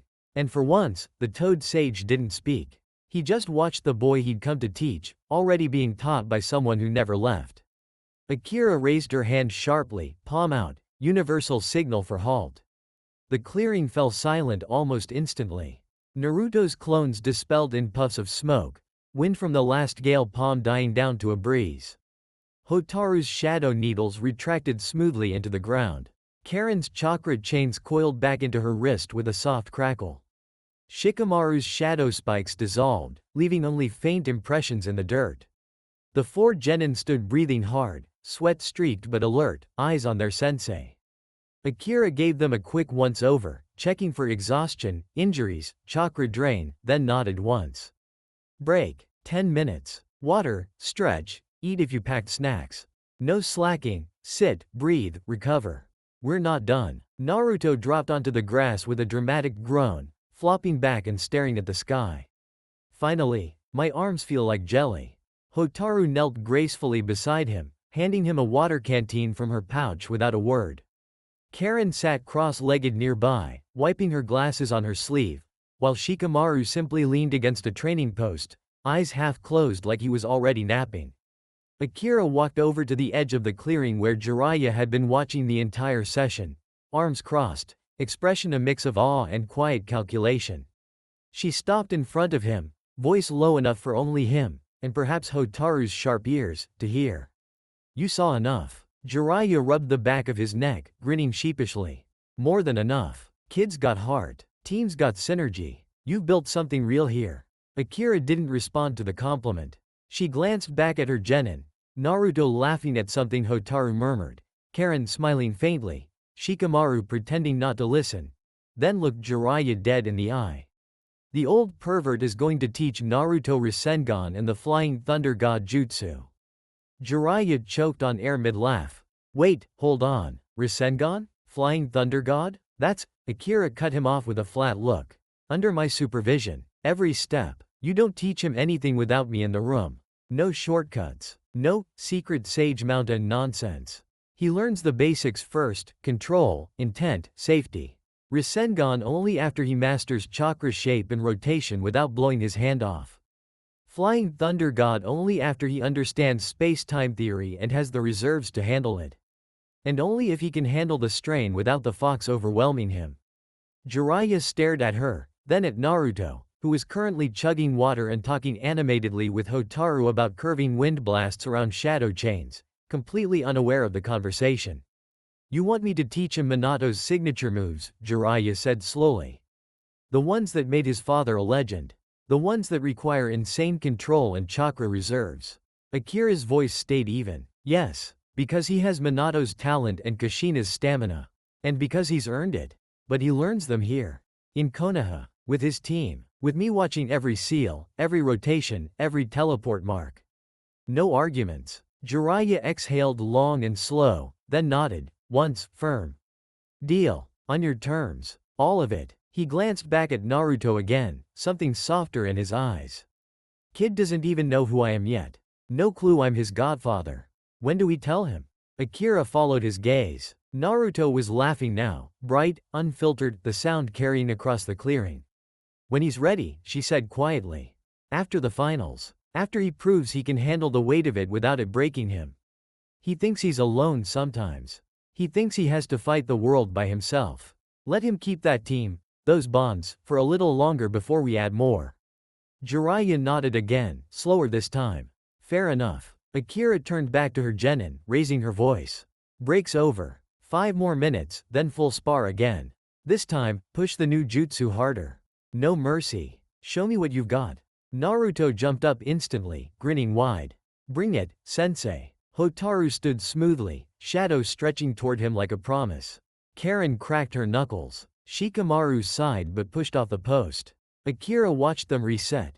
Clones forming, chains coiling, wind gathering, spikes ready.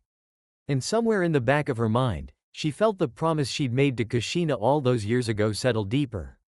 Akira watched the team reset for the next rotation, Naruto dispelling his clones in a puff of smoke, Hotaru retracting her shadow needles, Karin coiling her chains back in, Shikamaru letting his shadow spikes sink into the ground.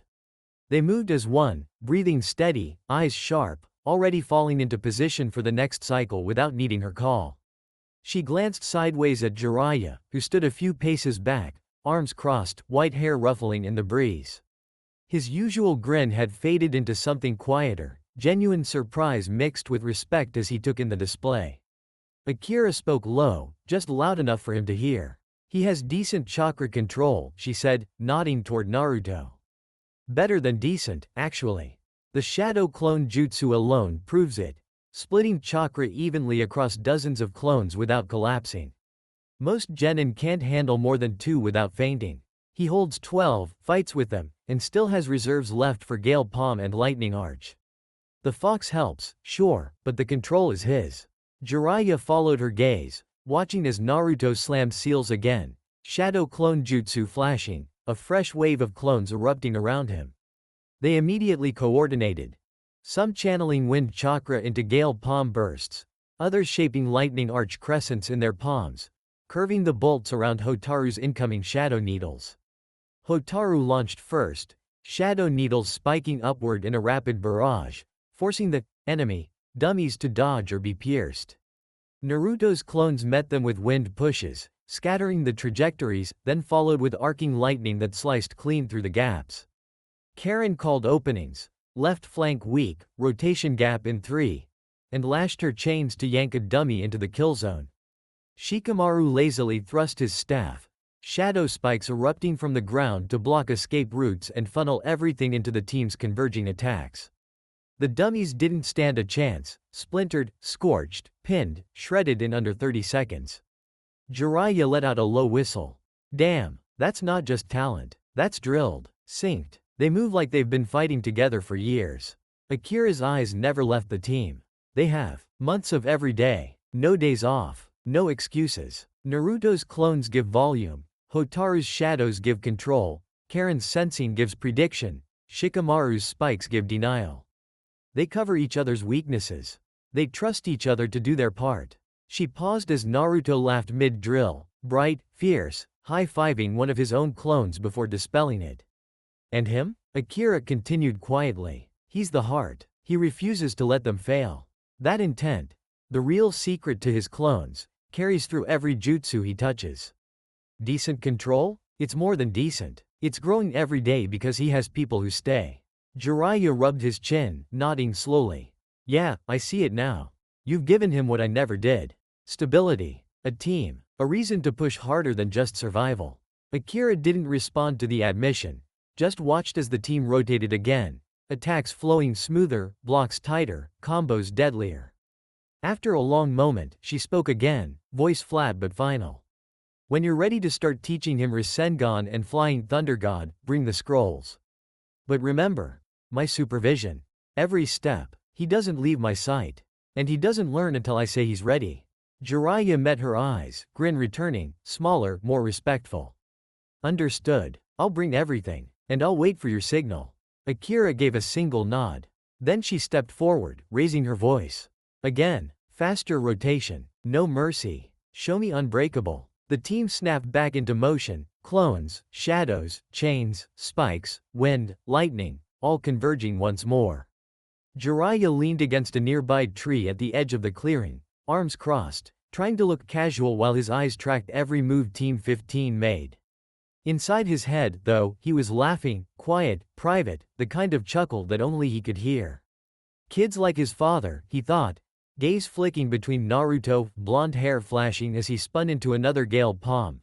Hotaru, calm red-haired Nara girl moving like liquid shadow. And Karin, fiery Uzumaki redhead calling out openings with princess-like confidence even when covered in sweat and dirt.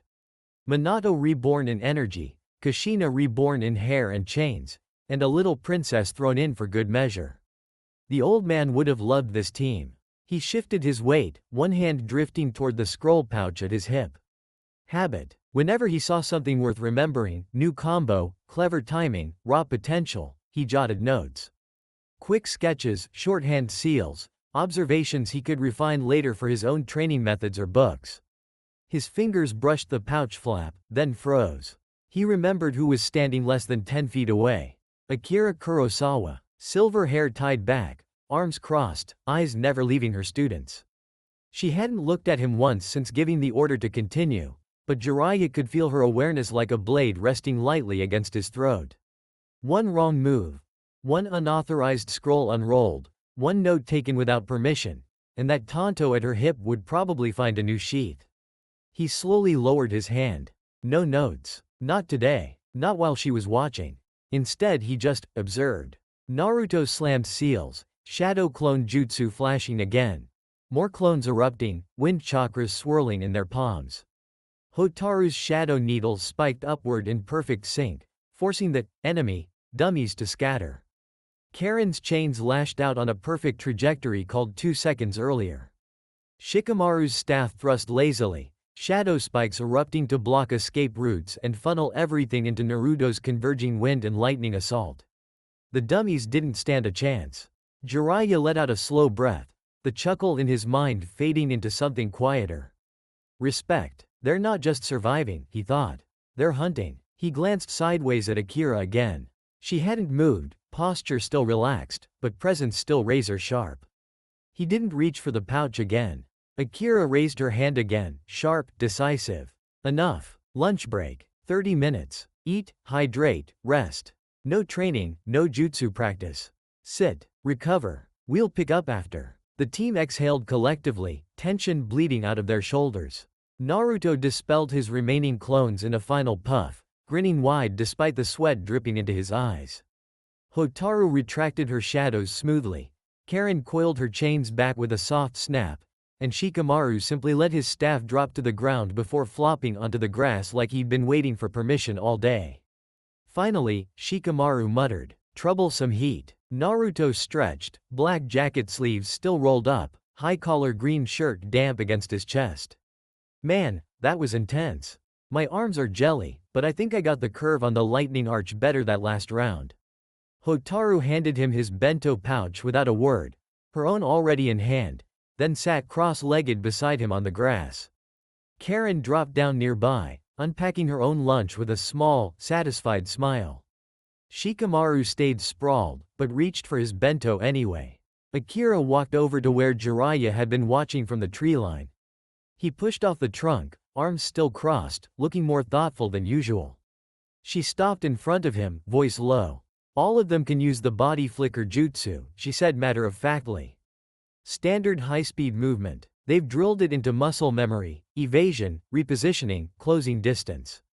Nothing flashy, just efficient." Jiraiya nodded slowly, eyes flicking toward the team as they ate. Akira continued, gaze steady on him. "Naruto and Hotaru. They've made a habit of using it in perfect sync." Jiraiya's eyebrows climbed. "Sync? Like, mirrored?" "Exactly." Akira's tone stayed even. "They flicker at the same instant, same direction, same timing, same speed.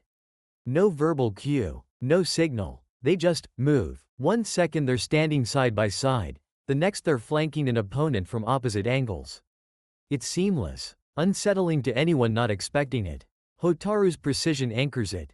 Naruto's stamina and instinct let him match her without thinking." She paused, watching as Naruto laughed at something Hotaru murmured, quiet, private, while they ate bento side by side. Their movements were mirrored even now. Lifting chopsticks at the same rhythm, chewing in near unison. "It's not just training," Akira added quietly. "It's trust. They know where the other will be before they move. They've done it so often it's instinct." Jiraiya let out a low whistle, rubbing his chin. "Damn, that's not normal Genin level. That's Jonin synergy. And they're only 12. Akira's eyes didn't leave the team. "They're growing faster than most because they have to. Because they want to. Because they have each other." The training ground had shifted slightly. Jiraiya had set up a small, separate area off to the side with a few sturdy logs and a cleared patch of dirt for controlled practice. Akira had given the nod for him to start, but only after making it crystal clear. She would be watching every second, and Naruto wasn't stepping out of her line of sight. Jiraiya stood in front of Naruto, scroll unrolled on the ground between them showing the basic rotation diagrams for Rasengan. The old sage was unusually focused. No jokes, no leering, just the teacher he'd once been for Minato. "All right, kid," Jiraiya said, voice low and serious. "Rasengan's not about raw power. It's about shape, rotation, and control. 3 layers. First, spin the chakra in your palm like a ball. Second, add power without losing the shape. Third, condense it into a spinning sphere that tears through anything it touches.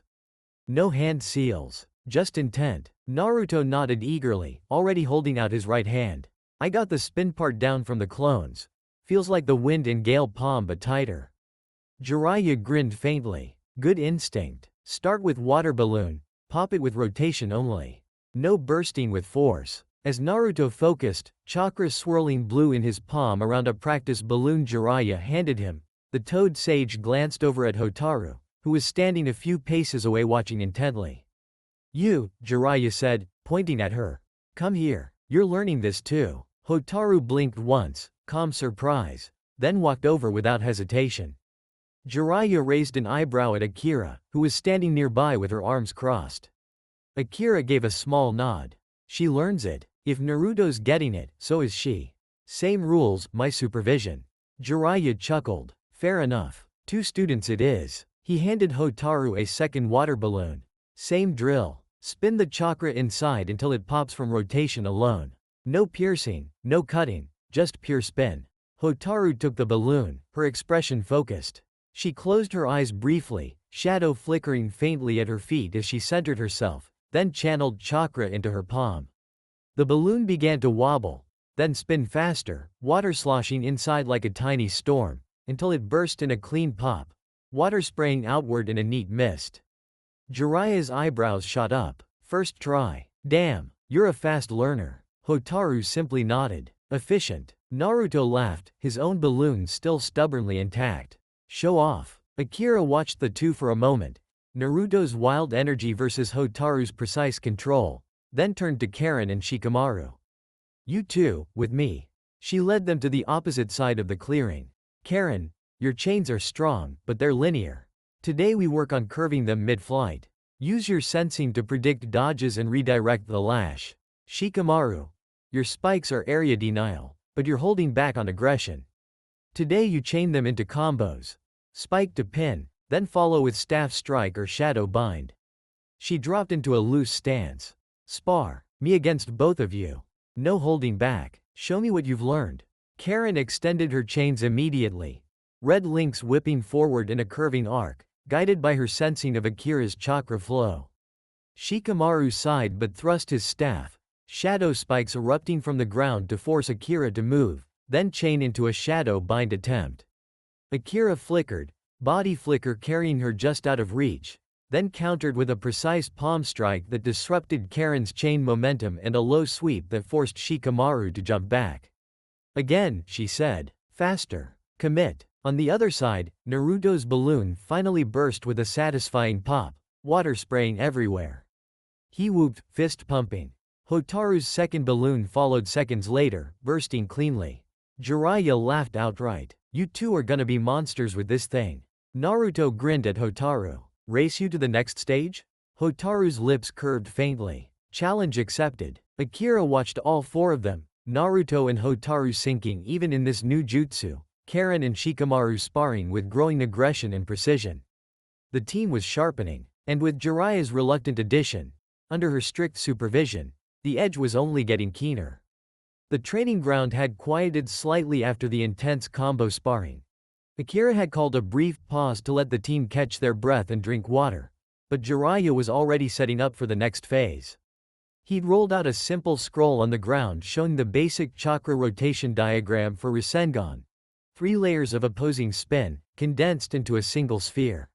No hand seals, just pure control. Jiraiya knelt in front of Naruto and Hotaru, who stood side by side, both breathing steady from the earlier drills.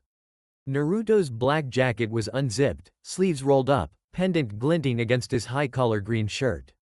Hotaru stood with her usual calm posture, ponytail neat, sickle chains coiled at her hips, bracelet resting against her wrist. All right, you two, Jiraiya said, voice low and focused, no jokes this time.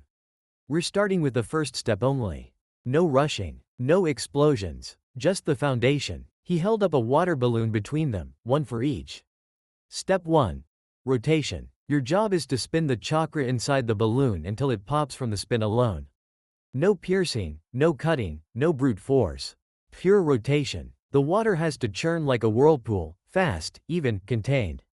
Naruto took his balloon eagerly, already holding out his right hand. Got it. Like the wind in gale palm, but inside instead of out.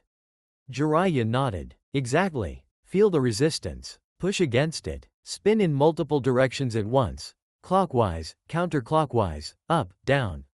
It's like trying to make a tornado in a glass. Hotaru accepted her balloon without a word, closing her eyes briefly to center herself.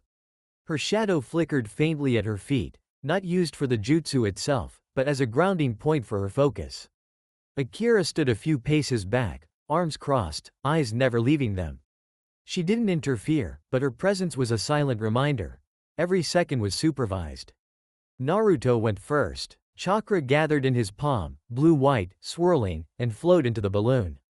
The water inside began to slosh, then spin faster. The balloon wobbled violently, stretched, then pop. Water sprayed outward in a neat mist. Naruto whooped, fist pumping. First try. Did you see that, Hotaru? Hotaru didn't smile, but her eyes softened slightly. Good spin. Even layers. Jiraiya raised an eyebrow. Impressive. Most people take hours just to make it wobble. You've got your father's knack for shape transformation, kid. Naruto blinked. My dad? Jiraiya caught himself, grin faltering for a split second. Yeah, just a figure of speech. Good instincts, that's all. Akira's gaze sharpened briefly, but she said nothing, yet. Hotaru went next. She placed her left hand under the balloon for stability, right palm hovering above. Chakra flowed in, steady, controlled, like ink spreading through water.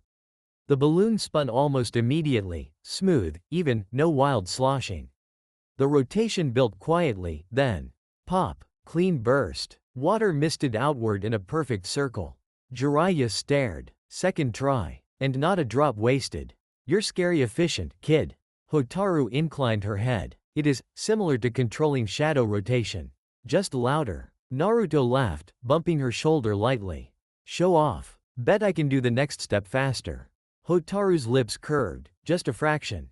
Challenge accepted. Jiraiya handed them each a rubber ball next. Step 2. Same rotation, but on something solid.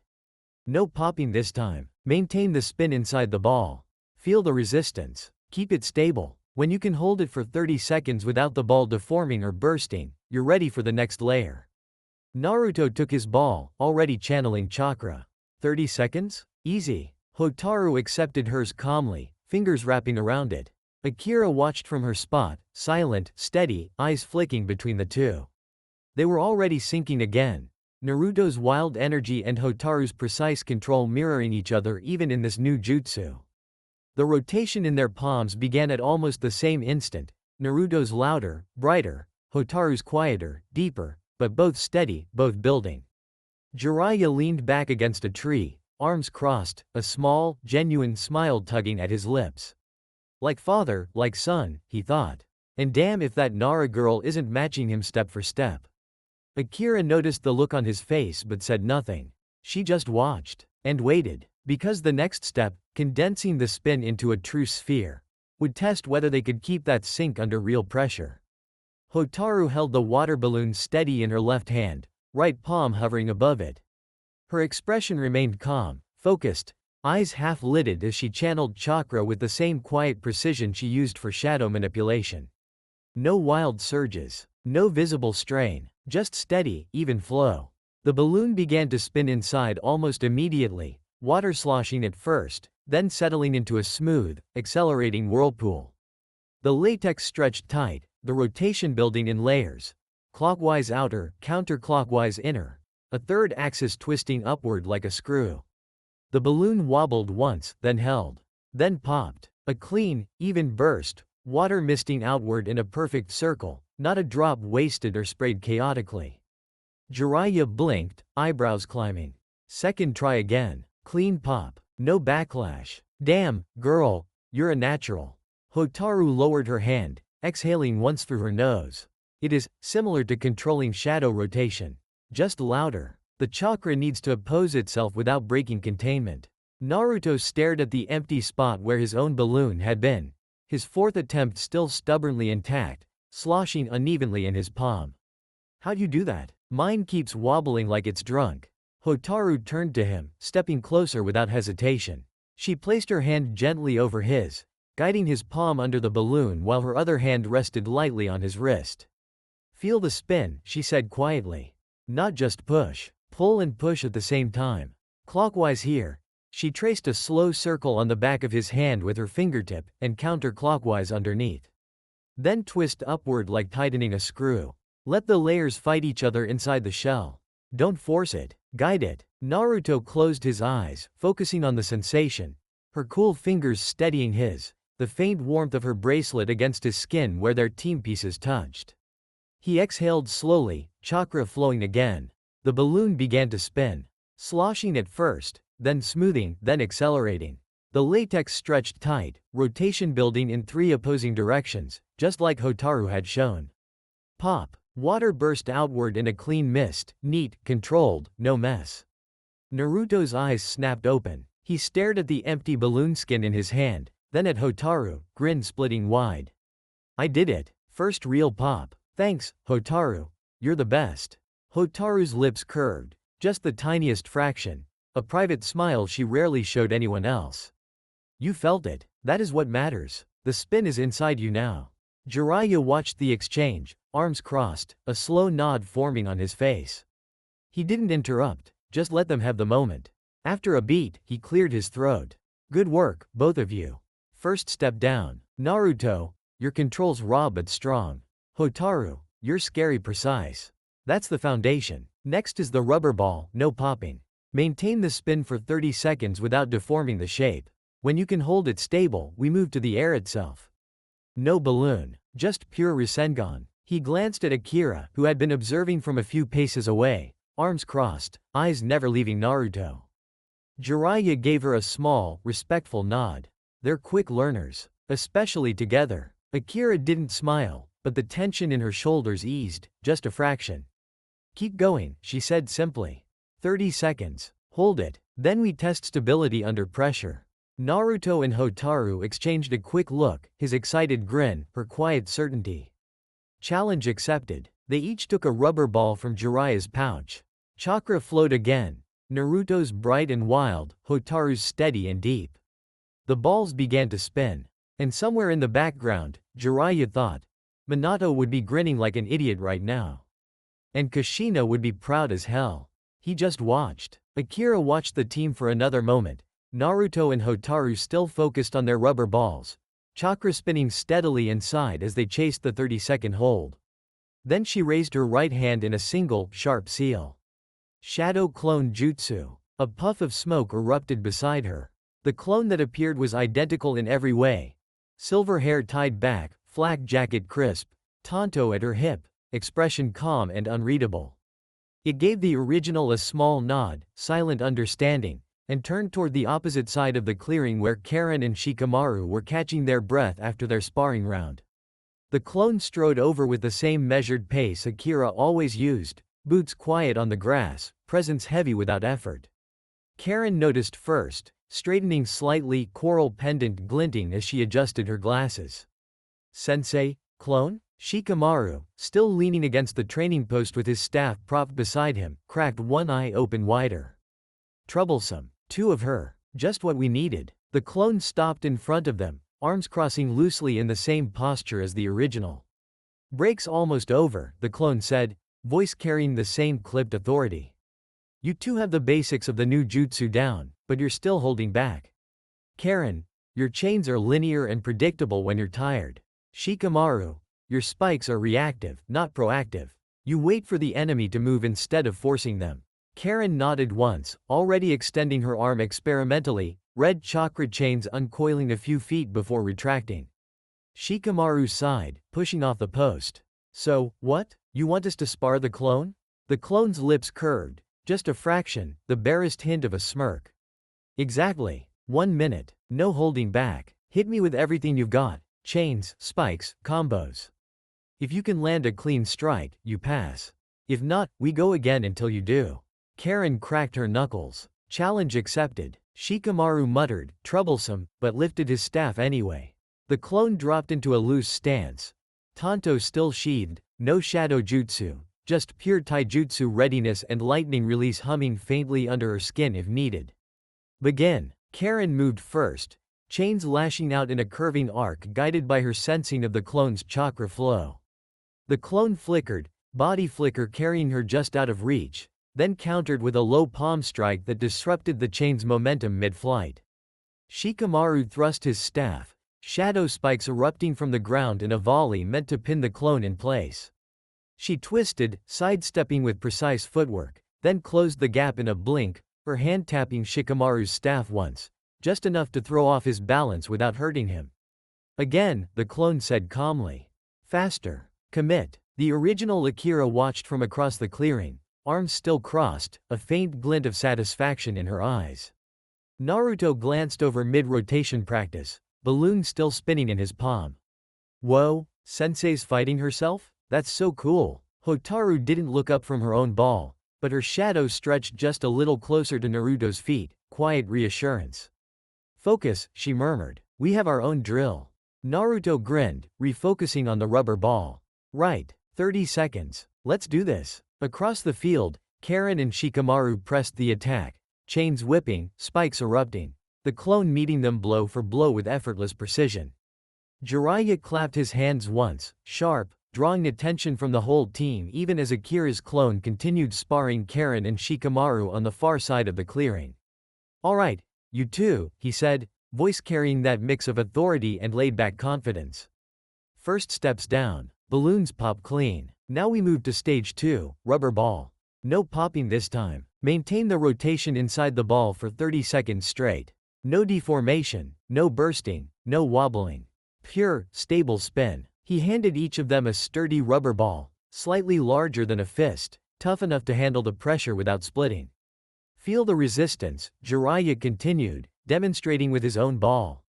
Chakra swirled in his palm. The ball began to hum faintly, surface rippling as the internal rotation built. It held steady, no bulge, no crack, for a full 30 seconds before he released it, the spin fading smoothly. Once you can hold it stable for 30 seconds, we add the third layer. Condense the spin. Shrink it down into a true sphere. No balloon, no ball. Just pure Rasengan in your hand. Naruto took his ball eagerly, already channeling chakra. Got it. 30 seconds, easy. Hotaru accepted hers with a calm nod, fingers wrapping around the rubber. She closed her eyes briefly, centering herself the same way she did before launching shadow needles, steady, precise. Akira watched from her position near the center, arms still crossed. She didn't intervene, but her presence was a silent anchor. Every second supervised, every mistake noted. Naruto went first again. Chakra flowed into the ball, blue-white, swirling.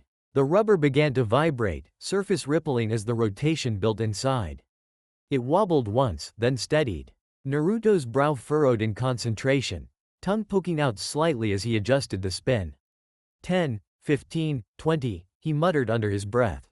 The ball held. 25 seconds. 28, 30. He let out a triumphant whoop, releasing the chakra. The ball stopped spinning, intact. Yes, 30 seconds. Did you see that, Hotaru? Hotaru didn't look up from her own ball. Her rotation already building smoothly, rubber humming with even, layered spin. She hit 30 seconds with quiet ease, releasing the chakra without fanfare. Jiraiya laughed, genuine, impressed. Both of you on the first try again. Naruto, your spin's wild but powerful, good for pushing through. Hotaru, yours is surgical, clean layers, no waste. You're both naturals. He glanced at Akira, who gave a small, approving nod.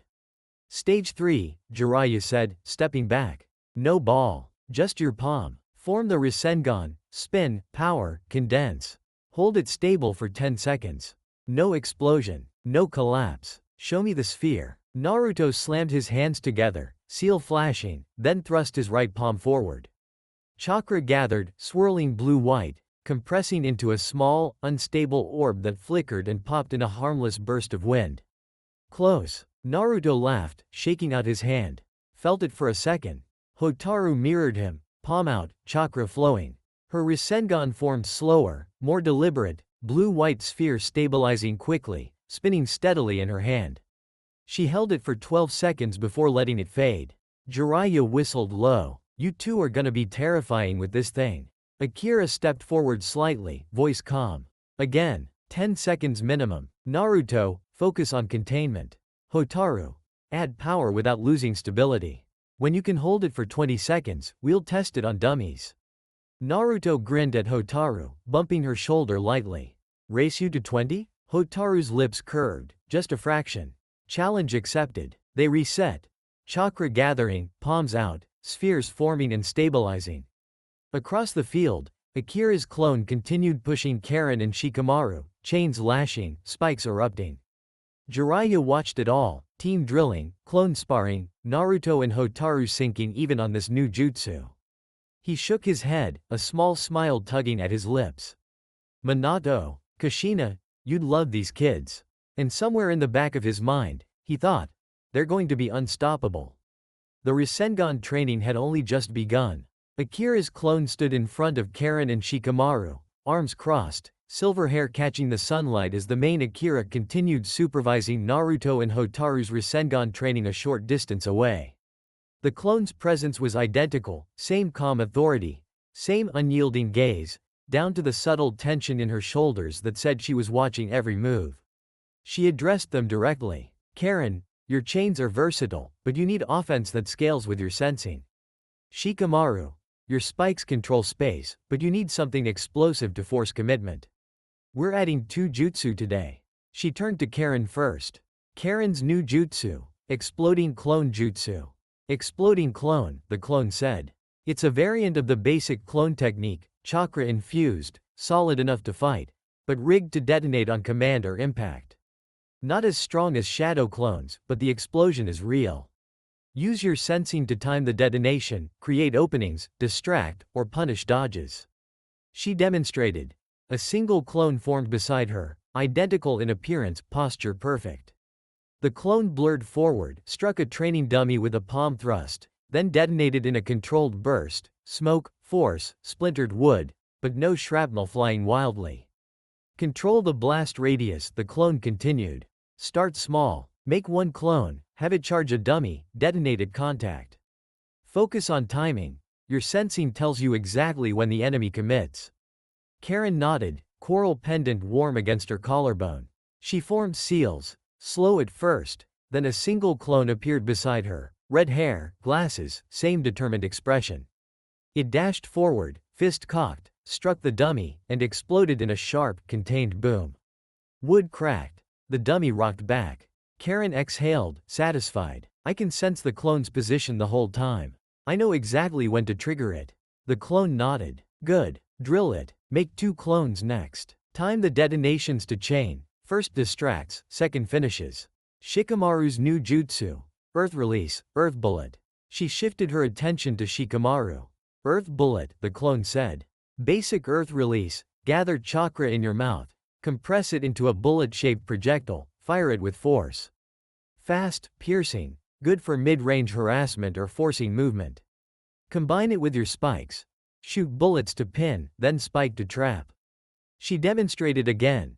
Chakra gathered, cheeks puffing slightly, then a small, dense earth bullet fired from her mouth, slamming into a dummy's chest with a crack, leaving a fist-sized hole.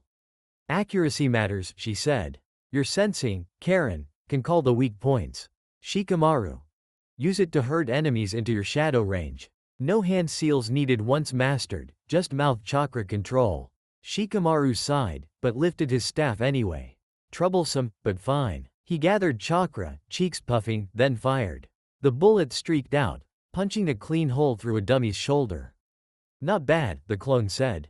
Faster. Tighter compression. Again. Karin and Shikamaru reset. Karin forming exploding clones that detonated on timed strikes, Shikamaru firing earth bullets in quick succession to force the dummies into predictable paths. The clone circled them, voice calm but firm. Faster. Commit. Karin. Detonate when the dummy commits to a dodge. Shikamaru. Use bullets to block escape, then spike to finish. No hesitation. Across the field, Naruto's Rasengan flickered into existence, unstable but holding, while Hotaru spun smoothly in her palm.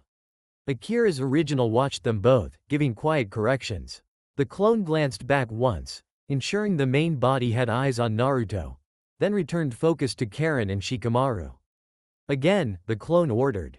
Full combo. Exploding clone distracts, earth bullet pins, shadow spike traps. Show me you can chain it. Karin grinned faintly. Got it, sensei. Shikamaru muttered, troublesome, but thrust his staff anyway. The clearing filled with new sounds. Clone detonations booming, earth bullets cracking through air, shadow spikes erupting, chains lashing. Akira's clone turned her full attention to Shikamaru, silver hair shifting slightly in the breeze as she stepped closer.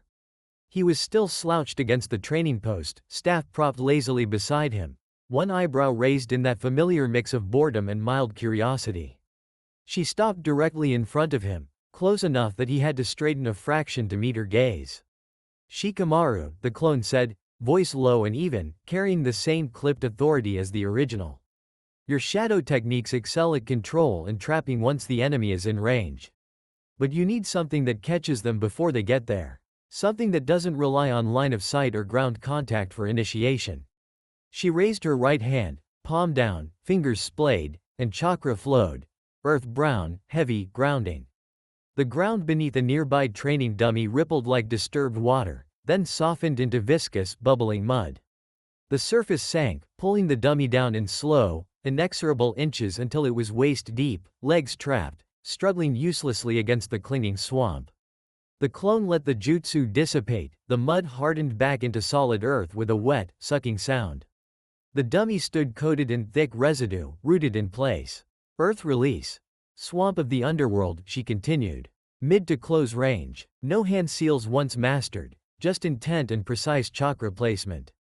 The swamp forms under or in front of the target, slows movement, restricts evasion, and forces them to commit to your shadows or Karin's chains.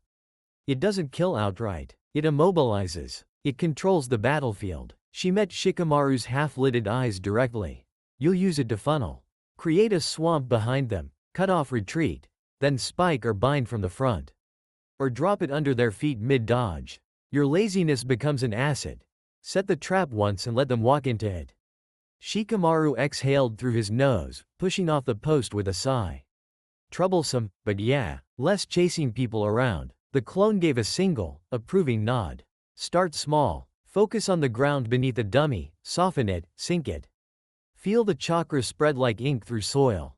No splash, no explosion, controlled pull. Begin. Shikamaru lifted his staff, tip pointed downward. Chakra gathered, earth brown, subtle, and the ground under a dummy rippled. The surface softened, sagged, then sank the dummy's legs and up to the knees. It wobbled, stuck fast, unable to step free. Not bad, the clone said. Deeper next time. Wider area. Make it pull, not just hold. Karin watched from a few paces away, arms crossed. Combine it with my chains? She asked. The clone glanced at her. Exactly. Swamp slows them. Chains yank them under. Then Shikamaru's spikes pin them in place. No escape. Shikamaru reset his stance, exhaling once more. Again, the clone ordered. Deeper sink. Wider pool. Control the drag. Shikamaru thrust his staff. The ground rippled wider, mud bubbling up to swallow the dummy's torso. It sank slowly, steadily, until only its head remained above the surface. The clone nodded, small, satisfied. Better. Keep drilling. When you can drop it under a moving target without warning, then we'll test it live against me. She stepped back, giving him space. Show me inescapable. Shikamaru sighed again, but the corner of his mouth twitched upward, just a fraction. Troublesome, but fine. The ground rippled once more, deeper, wider, hungrier. Karin extended her chains, ready to follow. The clone watched, silent, unblinking, ensuring every step was precise. Because Akira never accepted anything less. The clearing had quieted somewhat as the Rasengan training focused solely on Naruto and Hotaru now. Jiraiya stood a few paces back, arms crossed, scroll still unrolled on the ground beside him showing the final diagram.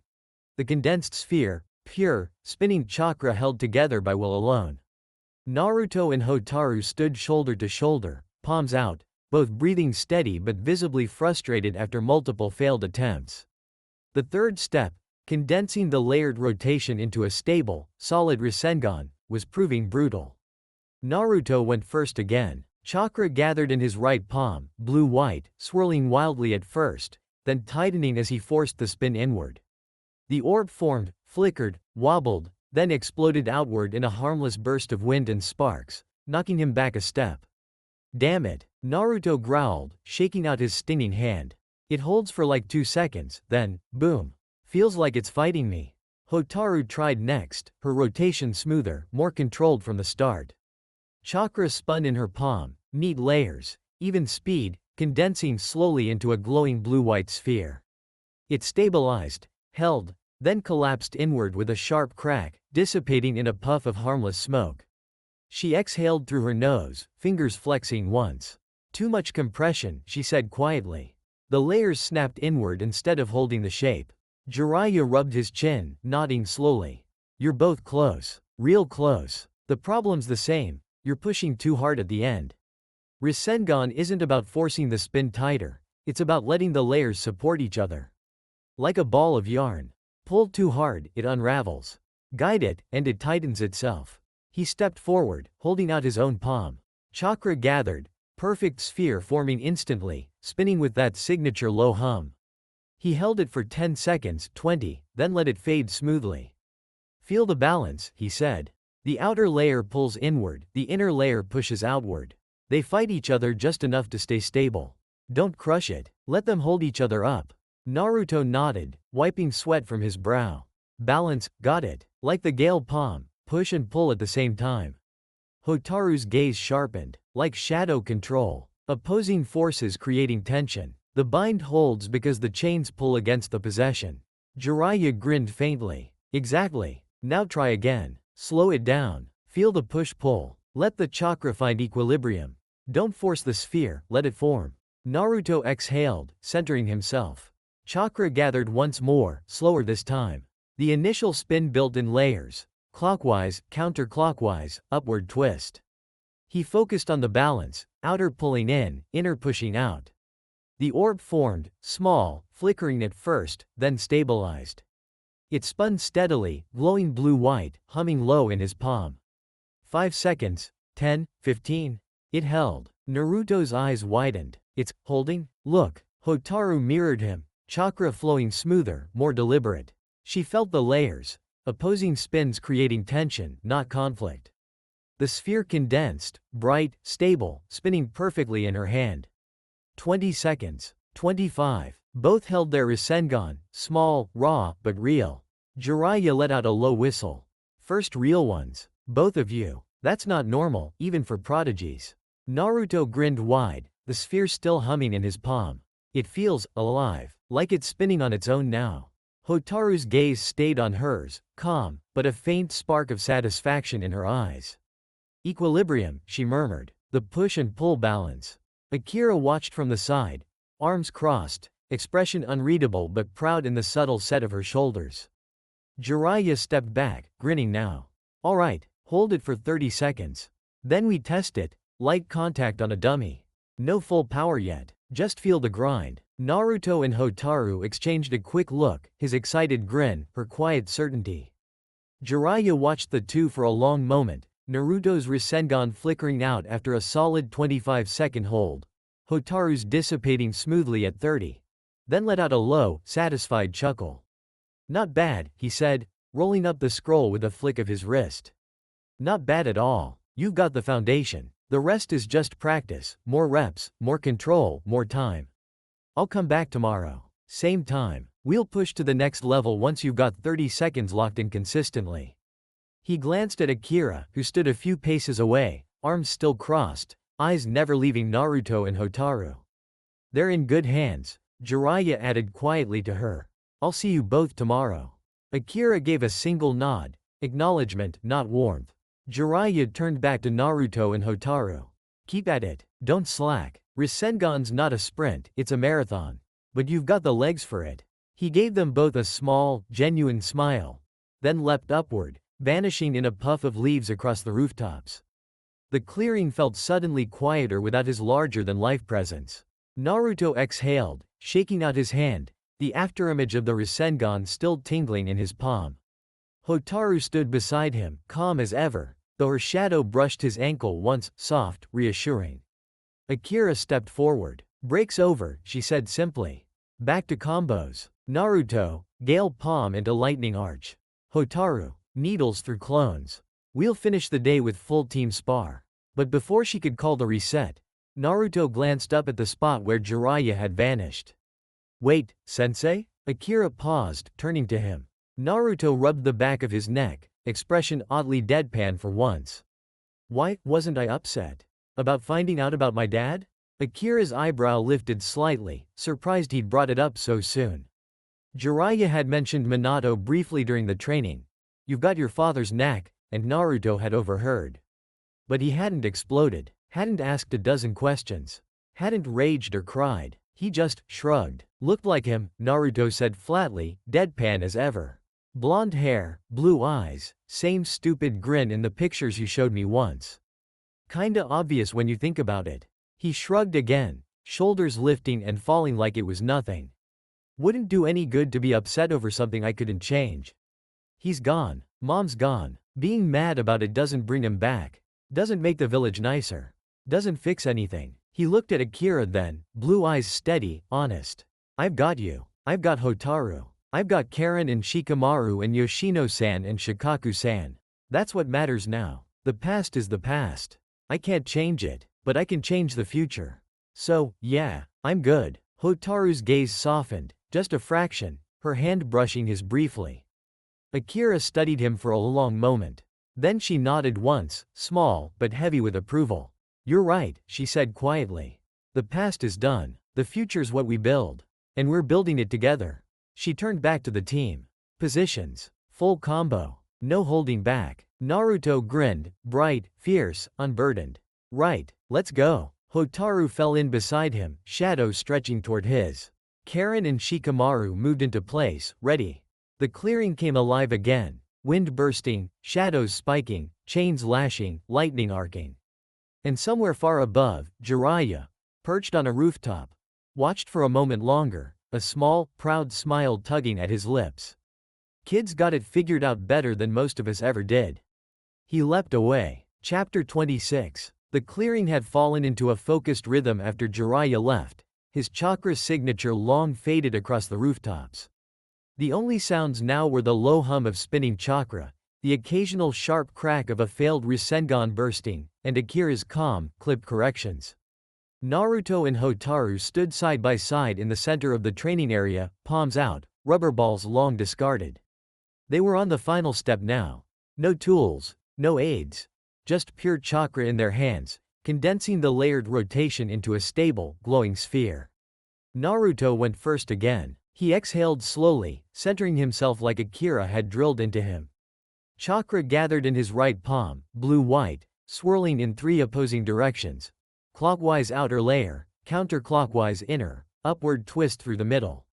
He focused on the balance Jiraiya had emphasized, outer pulling in, inner pushing out, letting the layers support each other instead of fighting.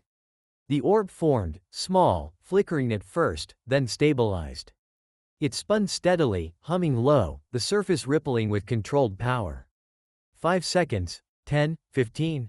It held. 20, 25, 30. Naruto's eyes widened, grin splitting wide as he held the Rasengan, small but solid, in his palm.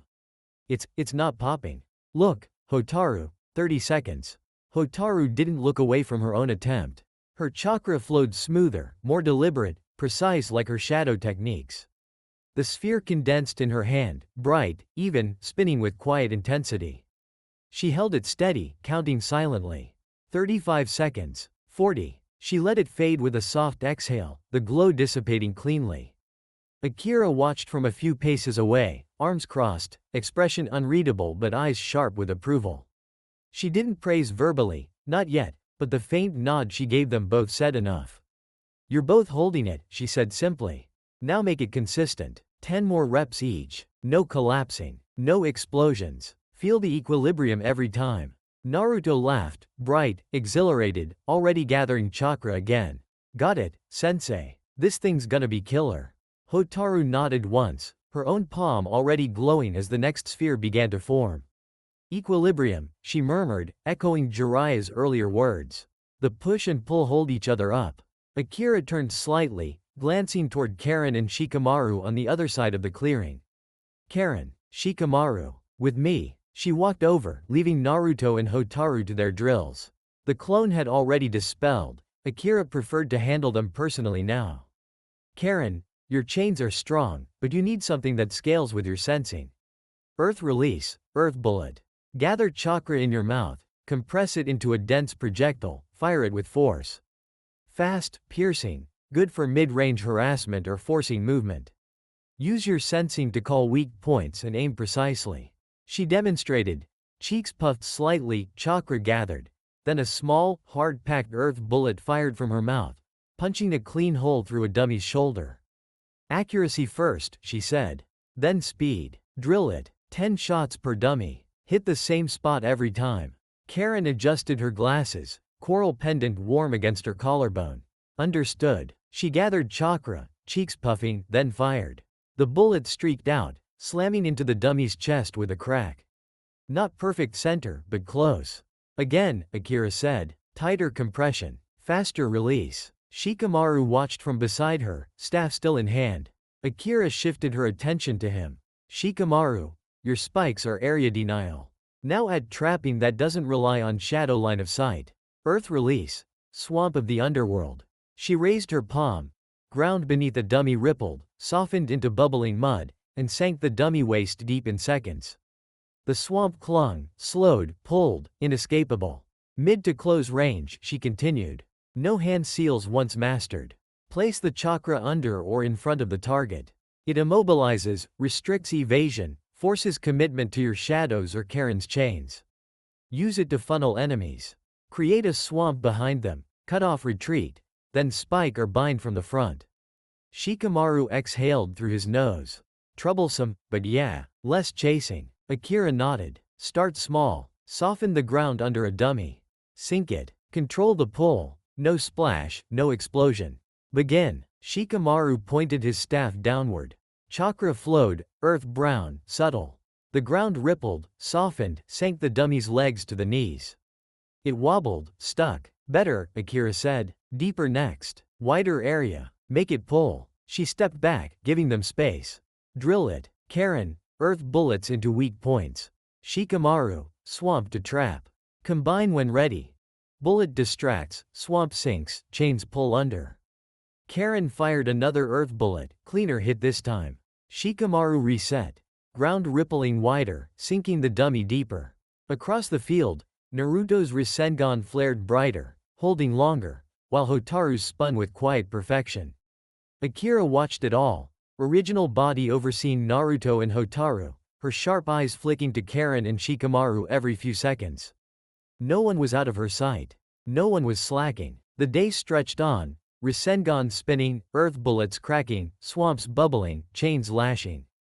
Team 15 was sharpening, and Akira was making sure every edge cut true. Naruto stood in the center of the clearing, feet planted wide, right palm extended.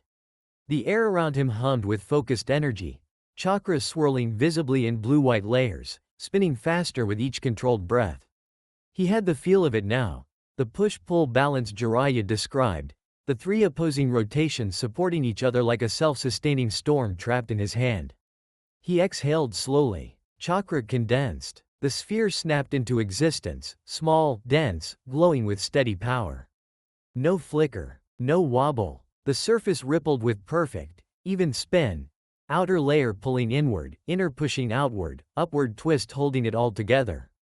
It held. 5 seconds. 10, 15, 20, 30, 45. A full minute. Naruto's eyes widened, grin splitting wide as the Rasengan spun steadily in his palm, bright, humming, alive. No collapse. No explosion. Just pure, stable rotation. I got it, he said, voice low at first, then louder. I got it. Look, it's not going anywhere. He held it longer, 60 seconds, 70, until his arms started to tremble from the sustained effort.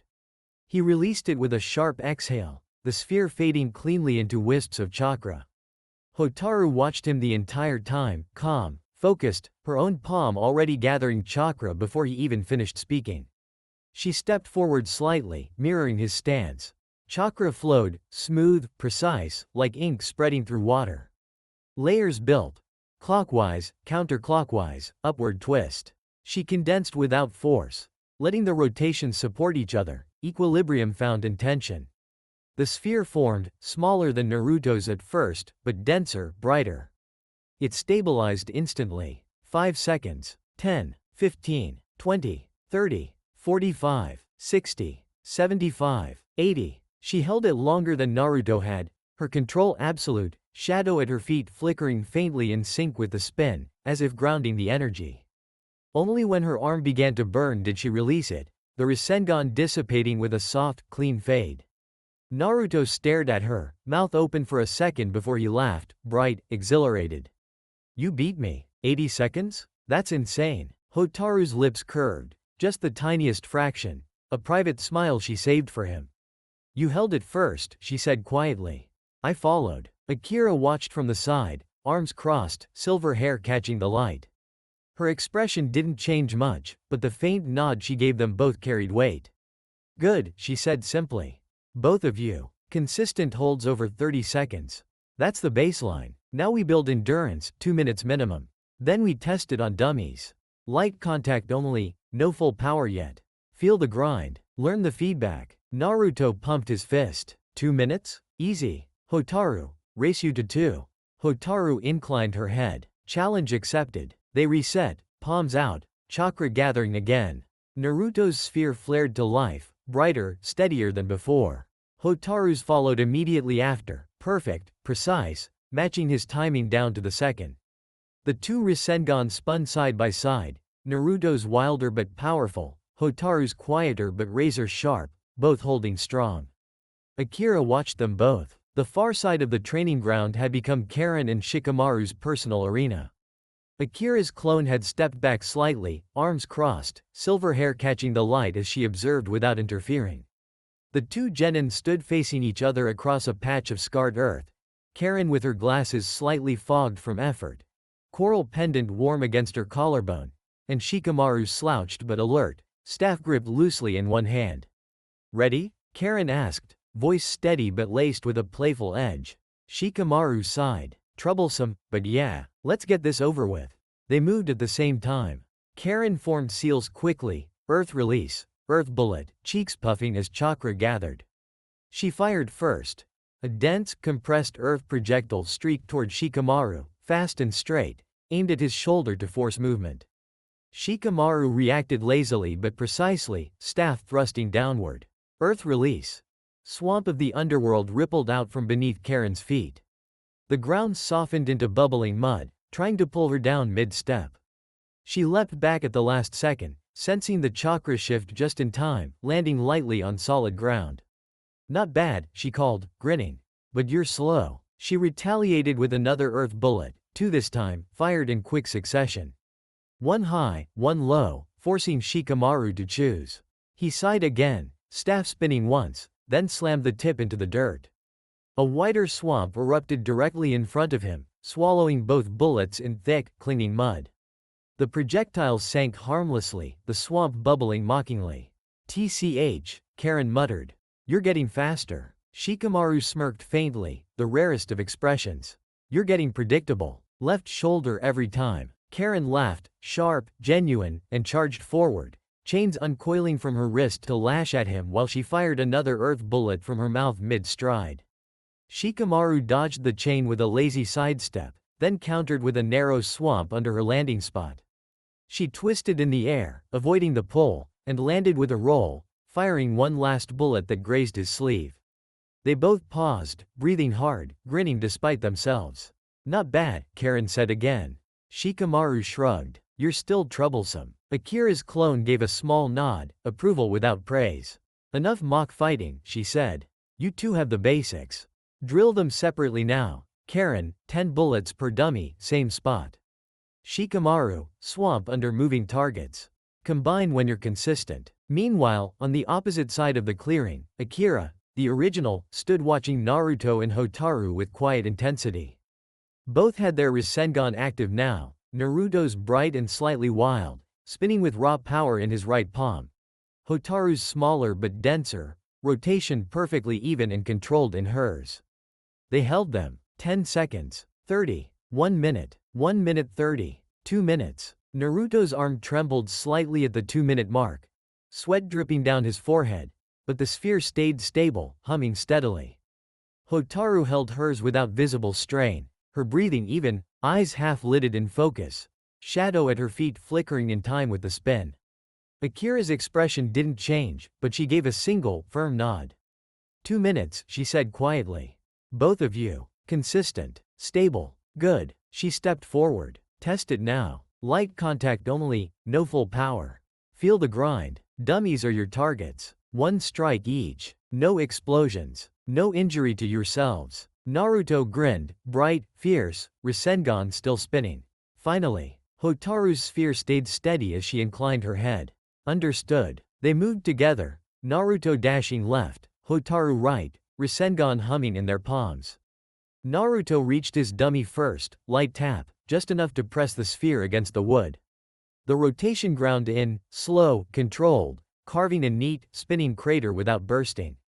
He pulled back after 3 seconds, sphere fading cleanly. Hotaru did the same, precise, almost surgical. Her Rasengan touched the dummy's chest. Rotation eating into the wood in a perfect circle, shallow but flawless. She withdrew smoothly. Akira watched every second. No recoil, she said. No instability. Good control. She glanced toward Karin and Shikamaru, still drilling their earth jutsu, then back to Naruto and Hotaru. Again, 2 minutes hold, then light contact. Build endurance. Build precision. The finals are team versus team. When you use this, it has to be perfect. Naruto and Hotaru exchanged a quick look, his excited grin, her quiet certainty. They reset, palms out, chakra gathering. Rasengan flared to life once more. After an hour of relentless drills, holds extended, corrections barked, chakra pushed to the limit, Akira finally raised her hand. Enough holding, she said, voice cutting through the hum of spinning spheres. Full power. 1 strike each. Dummies only. No hesitation. Show me what the Rasengan can do when you unleash it. Naruto and Hotaru stood side by side, breathing steady but heavy, palms already glowing with familiar blue-white light. The clearing around them felt charged. Wind from earlier gale palm bursts still lingering faintly in the air, shadows from Hotaru's drills etched into the ground. Naruto grinned, fierce, excited, chakra surging brighter in his palm. Finally, Hotaru's expression remained calm, but her eyes sharpened with quiet focus. The sphere in her hand condensed tighter, rotation accelerating until it hummed like a contained storm. They moved together, perfect sync, as always. Naruto dashed forward first, right arm cocked back. The Rasengan spun wildly in his hand, larger now, brighter, raw power pouring into it. He slammed it into the center dummy's chest with a yell. The impact was immediate and violent. A deafening crack. Then the dummy exploded backward in a shower of splinters and debris. Wood shards flew outward like shrapnel. The dummy's torso blasted apart, legs and head tumbling across the grass in broken pieces. The ground where it had stood cratered slightly from the force, dirt spraying upward. Hotaru struck a heartbeat later, her Rasengan precise, controlled, but no less devastating. She pressed it lightly against the next dummy's torso, almost gentle at first, then released the full spin.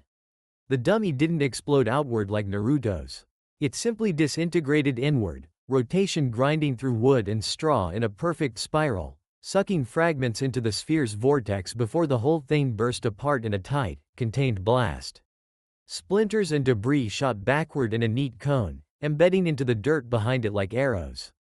The clearing went still for a second. Smoke rose from the craters. Splinters rained down slowly. Shikamaru, mid-drill with Karin, paused, staff half raised, earth bullet still forming in his mouth. He stared at the wreckage, eyebrows slowly climbing. Troublesome, he muttered. That's a lot of cleanup. Karin lowered her chains, glasses slipping slightly as she pushed them back up. Her mouth hung open for a beat before she closed it. Holy, they just obliterated those things. She glanced at Shikamaru. Did you see how Naruto's just exploded everything? And Hotaru's was like surgical demolition? Shikamaru exhaled through his nose. Yeah, they're monsters now. Akira stepped forward, original body, not clone, surveying the damage with calm precision. The craters were deep but contained. No wild shrapnel had gone beyond the training zone. Controlled destruction. Good, she said simply. Power without waste. Control without hesitation. That's the baseline now. She looked at Naruto and Hotaru, both breathing hard, hands still tingling from the feedback. Grins, Naruto's wide and triumphant, Hotaru's small and satisfied, mirroring each other. 2 minutes hold, full power release, clean impact. You got it. Rest 5 minutes. Then we drill endurance, 3 minutes hold, light contact only. Build stamina. The finals are team versus team. When you use this, it ends fights. Naruto laughed, bright, exhilarated, flexing his stinging hand. Hell yeah, that felt amazing. Hotaru nodded once, shadow curling briefly around his ankle, reassuring, grounding. Stronger, she murmured. Together. Akira's gaze flicked to Karin and Shikamaru, still staring at the splintered mess. You too, she called. Eyes forward. Back to drills. Earth bullets and swamp traps. Combine them. Show me inescapable. Karin snapped out of it first, grinning. Right, sensei. Shikamaru sighed but lifted his staff. Troublesome, but yeah. The clearing came alive again. Earth bullets cracking, swamps bubbling, chains lashing in the background. But the real show had been Naruto and Hotaru. Their Rasengan, once a distant legend, was now a weapon they wielded perfectly. Akira raised her hand sharply, palm out, halting the current drills mid-motion. Naruto's Rasengan fizzled out in his palm with a soft pop, Hotaru's sphere faded cleanly, and Karin and Shikamaru's earth techniques, bullet and swamp, dissipated into the dirt. The team turned to her instantly, breathing hard but attentive. Switch partners, Akira said, voice cutting through the clearing like a blade. Shikamaru versus Naruto. Hotaru versus Karin. Jutsu allowed. Full contact permitted, light injuries only. No killing blows. No Rasengan full power yet, hold it to contact or light grind. No lethal traps. This is sparring, not execution. She stepped back, arms crossing. 10 minutes. Go until one yields or I stop it. No holding back. The finals are team versus team, exhaustion is part of the game. Nobody in the bracket will give you an extra minute or rest break. Shikamaru groaned loudly, slumping forward with his staff as a crutch. Troublesome? I'm exhausted already. Can't we just? Akira's gaze sharpened on him. No, she said flatly. The exams won't wait for you to nap. Get up. Square up. Shikamaru sighed dramatically but straightened, twirling his staff once before planting it in the dirt. He faced Naruto, who was already bouncing on his toes, black jacket unzipped, high-collar green shirt damp with sweat, pendant glinting as he grinned wide. Ready, Shikamaru? Naruto asked, cracking his knuckles. Shikamaru muttered, not really, but yeah. Let's get this over with. Across from them, Hotaru and Karin squared up quietly. Hotaru stood calm and composed, ponytail neat, sickle chains coiled at her hips, shadow already stretching faintly along the ground. Karin adjusted her glasses, coral pendant warm against her collarbone, chains already uncoiling from her wrists in anticipation. Karin smirked faintly. Don't go easy on me, Hotaru. Hotaru inclined her head once. I won't. Akira stepped to the center, raising her hand. Begin. Shikamaru versus Naruto. Shikamaru moved first, staff thrusting downward. Earth release. Swamp of the underworld rippled out beneath Naruto's feet, ground softening into bubbling mud to drag him down. Naruto laughed, chakra surging, and flickered with body flicker, syncing instinctively with Hotaru's earlier habits even though she wasn't there. He reappeared behind Shikamaru, right palm glowing with a small Rasengan. Shikamaru twisted, shadow spiking upward from his staff, shadow spike volley, forcing Naruto to leap back. TCH, Shikamaru muttered. Too fast. Naruto grinned wider. Gotta keep up, lazy. He slammed seals, shadow clone jutsu, 4 clones popping into existence. They charged in unison, 2 firing gale palm wind bursts to scatter Shikamaru's spikes, the other 2 closing in with light Rasengan taps, grinding against Shikamaru's hastily raised staff. Shikamaru sighed, staff spinning, earth bullet firing from his mouth to disrupt the clones.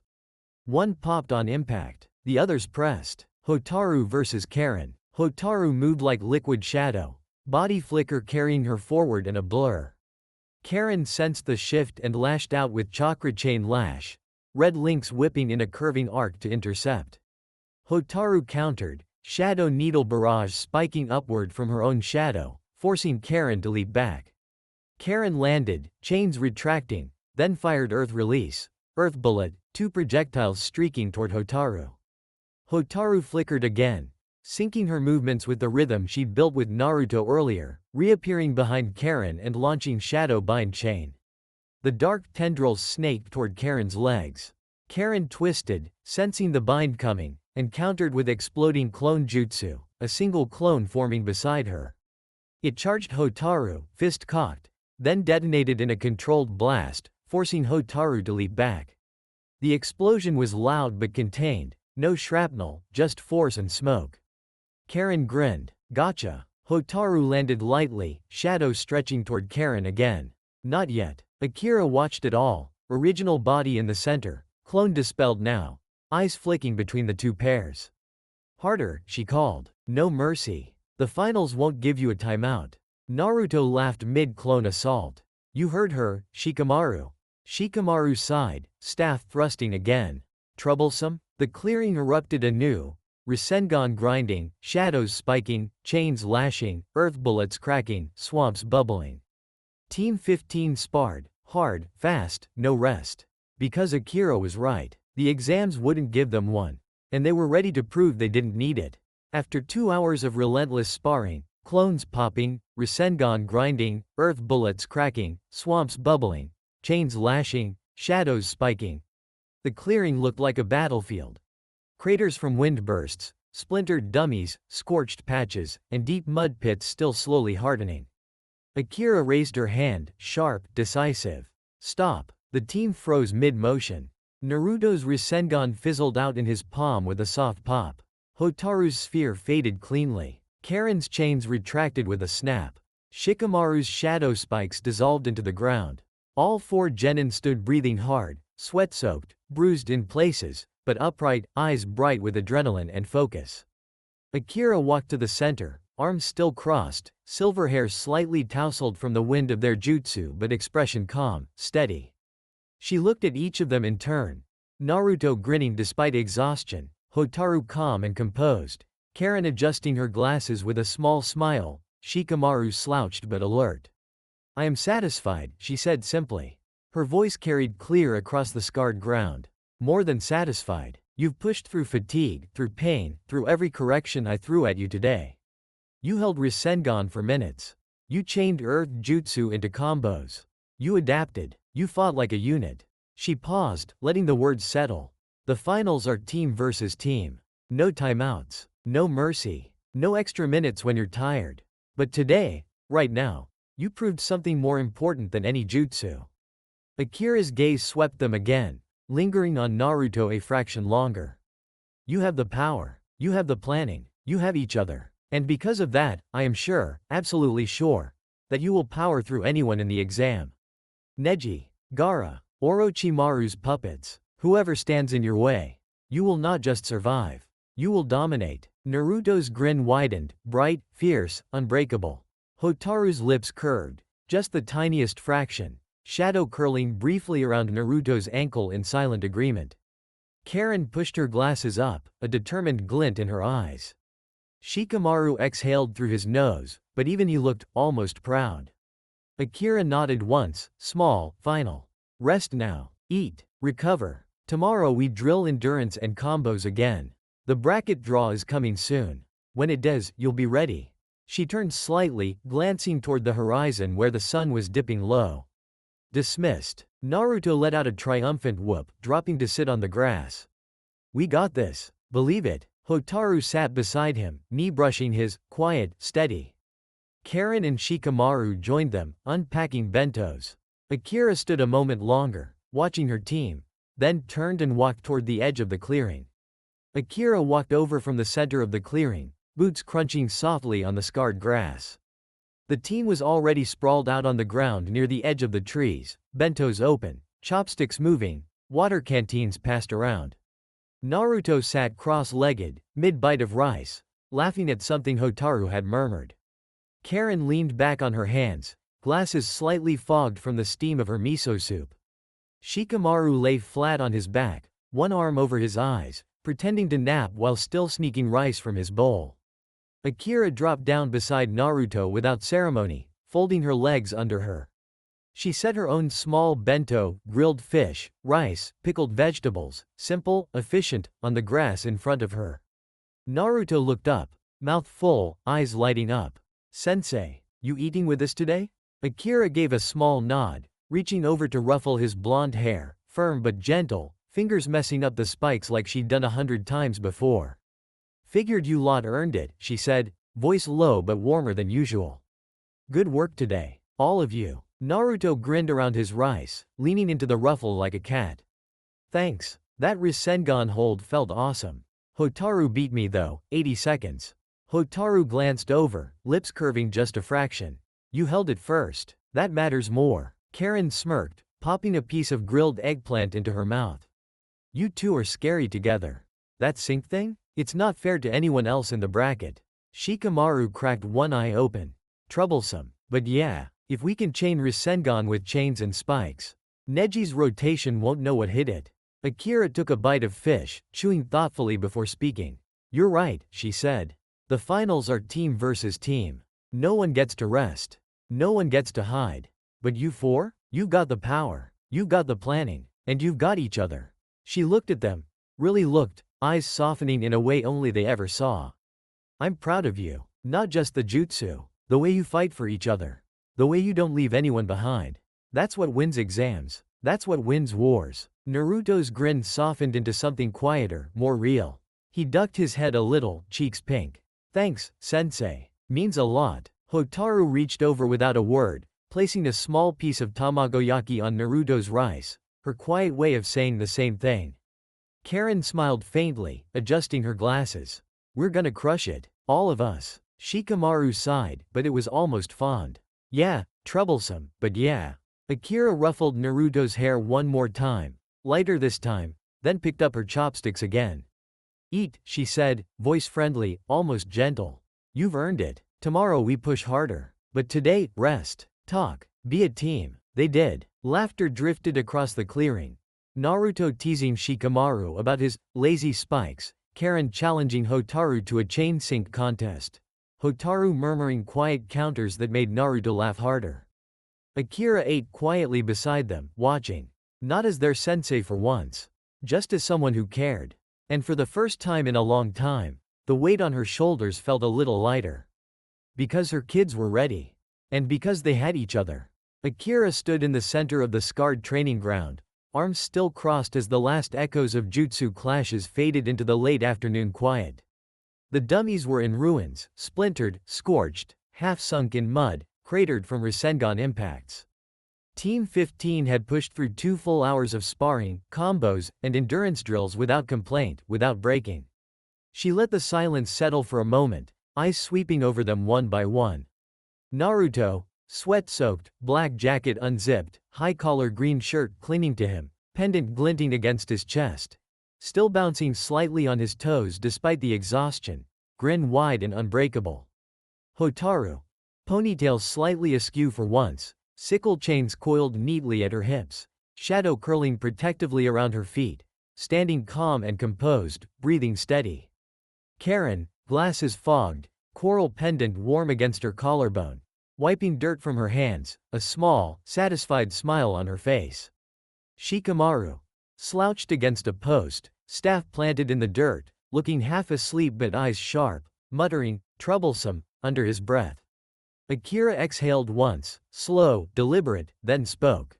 "That's enough for today." The team stilled instantly, turning to her. She stepped forward, voice low but carrying clear across the clearing. "I am proud of you." The words landed heavier than any command she'd given all day.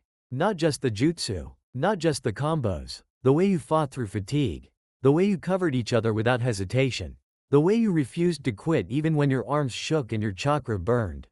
She looked at Naruto first, longer this time, then Hotaru, Karin, Shikamaru. "You have power, you have planning, you have each other. And because of that, I have no doubt, you will power through anyone in the exams. Neji, Gaara, Orochimaru's puppets, whoever stands in your path, you will not just survive.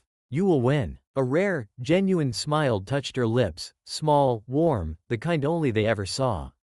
Go home, eat, rest, recover. Tomorrow we push harder. But today, you've earned this. She ruffled Naruto's hair one last time, firm, affectionate, then stepped back. Dismissed. Naruto let out a triumphant whoop, dropping to sit on the grass. We did it. We actually did it. Hotaru sat beside him, knee brushing his, quiet smile curving her lips. Karin laughed softly, stretching her arms overhead. Feels good. Shikamaru pushed off the post, slinging his staff over his shoulder. Troublesome, but yeah, good work. They gathered their things, bentos half-eaten, canteens drained, chattering quietly as they headed toward the path back to the village. Akira watched them go. Naruto glanced back once, waving with that bright, unbreakable grin. She raised a hand in return, small wave, bigger meaning. Then she turned, walking the opposite direction toward her apartment. Karin slung her small pack over her shoulder, wiping the last traces of sweat from her forehead with the back of her hand. The training ground was quiet now, sun dipping low, shadows stretching long across the scarred earth. She turned to the team, coral pendant catching the fading light. See you tomorrow, she said, voice still a little breathless from the final spar. Don't slack on those Rasengan holds, Naruto. Hotaru, don't let him cheat with clones. Naruto laughed, bright, tired, but genuine, rubbing the back of his neck. No promises. But yeah, tomorrow. Get some rest, Karin. Karin stepped closer, rose on her toes, and pressed a quick, soft kiss to his cheek. Nothing dramatic, just warm and familiar. Naruto's face went pink instantly, grin turning sheepish. She pulled back with a small smile, then waved at Hotaru and Shikamaru. Bye, you two. Don't let him eat all the ribs again, Hotaru. Hotaru inclined her head once, small, acknowledging smile curving her lips. I won't. Shikamaru gave a lazy wave from where he was already turning toward the path. Troublesome, but yeah, night. Karin waved one last time, fingers wiggling playfully, then turned and headed down the side path toward the village proper, her apartment in the temporary Genin housing district. Her steps were light despite the exhaustion, chains at her wrists swaying slightly with each stride. Naruto watched her go for a second, cheek still flushed, then shook himself and turned to Hotaru and Shikamaru. All right, Nara compound, dinner time. Hotaru slipped her hand into his without a word, fingers threading through his naturally, bracelet brushing his wrist where their timepieces touched and warmed. She tugged gently, the same efficient pull she'd used since the academy days. Naruto fell into step beside her, grin softening into something quieter, happier. Shikamaru trailed a pace behind, hands in pockets, yawning openly. Troublesome walk, but food's waiting. Mom probably made extra ribs again. The three headed toward the Nara compound, Naruto and Hotaru walking close, shoulders brushing, hands linked. Shikamaru slouching along like he was being dragged by invisible strings. The sun dipped lower, painting the path gold. The front door of the Nara compound slid open with a familiar soft shish, the evening light spilling across the Genkan as Naruto, Hotaru, and Shikamaru stepped inside. Naruto kicked off his sandals first, still buzzing from the day's training, black jacket half unzipped, high-collar green shirt damp with sweat. Hotaru followed quietly, placing her sandals neatly beside his, sickle chains already coiled and silent at her hips. Shikamaru slouched in last, yawning openly as he toed off his shoes without looking. Yoshino's voice drifted from the kitchen before they'd even fully entered. You're back early today. Dinner's almost ready. Miso-glazed pork ribs again, extra crispy edges for the growing boy. She appeared in the doorway, apron dusted with flour, wiping her hands on a towel. Her eyes flicked over the three of them, taking in the sweat, the dirt smudges, the tired but bright look in Naruto's eyes, the quiet satisfaction in Hotaru's posture, and Shikamaru's usual half-dead expression. Well? Yoshino asked, eyebrow raised in that perfectly practiced mix of curiosity and teasing. How was your day? Akira work you to the bone again? Naruto dropped his pack by the door and grinned wide, already heading toward the smell of food. It was awesome. We nailed the Rasengan, full hold for 2 minutes. Hotaru beat me though, like 80 seconds or something crazy. Then full power on the dummies, boom. They exploded into splinters. And Jiraiya. The old guy with the white hair showed up and started teaching us more. Akira-sensei let him, but she watched the whole time like a hawk. He mimed a spinning sphere with his hands, then exploded them outward with sound effects. Hotaru slipped past him toward the kitchen, brushing Naruto's arm lightly as she went, her quiet way of saying don't exaggerate. It was productive, she said simply, voice calm. We learned the Rasengan's final step. Endurance holds, then controlled release. The new earth jutsu for Karin and Shikamaru are progressing as well. Shikamaru dragged himself toward the living room, flopping onto a cushion with a groan. Troublesome? Akira had us sparring each other for 2 hours straight. I got stuck with Naruto. He kept using clones to flank me. And Earth Swamp Jutsu is exhausting when you have to keep remaking the ground. Yoshino laughed, warm, fond, setting extra plates on the table. Sounds like she pushed you hard. Good, means she believes in you. She glanced at Naruto, eyes softening. And you, kid? Rasengan, huh? Minato's jutsu. Bet that felt something special. Naruto rubbed the back of his neck, grin turning a little sheepish. Yeah, it did. Felt like, I dunno. Like I could do anything with it. And holding it for 2 minutes? I thought my arm was gonna fall off, but it just worked. Hotaru sat beside him at the table, knee brushing his under the low surface. You did well, she said quietly. We both did. Yoshino placed a steaming platter of ribs in the center, extra crispy, just like Naruto liked, then sat down across from them. Eat first, talk more after. Shikamaru, sit up properly. You're not a puddle. Shikamaru groaned but straightened, reaching for ribs anyway. Hotaru paused just inside the doorway, her sandals already neatly placed beside Naruto's. She turned to Yoshino, who was still holding the towel from wiping the counter, eyebrow raised in quiet curiosity. Mother, Hotaru said, voice calm but deliberate. I want to show you something. Yoshino set the towel down, wiping her hands on her apron again even though they were already clean. Alright, sweetheart, let's see it. Naruto hovered a step behind Hotaru, hands in his pockets, grinning but staying quiet for once. He knew this moment was hers.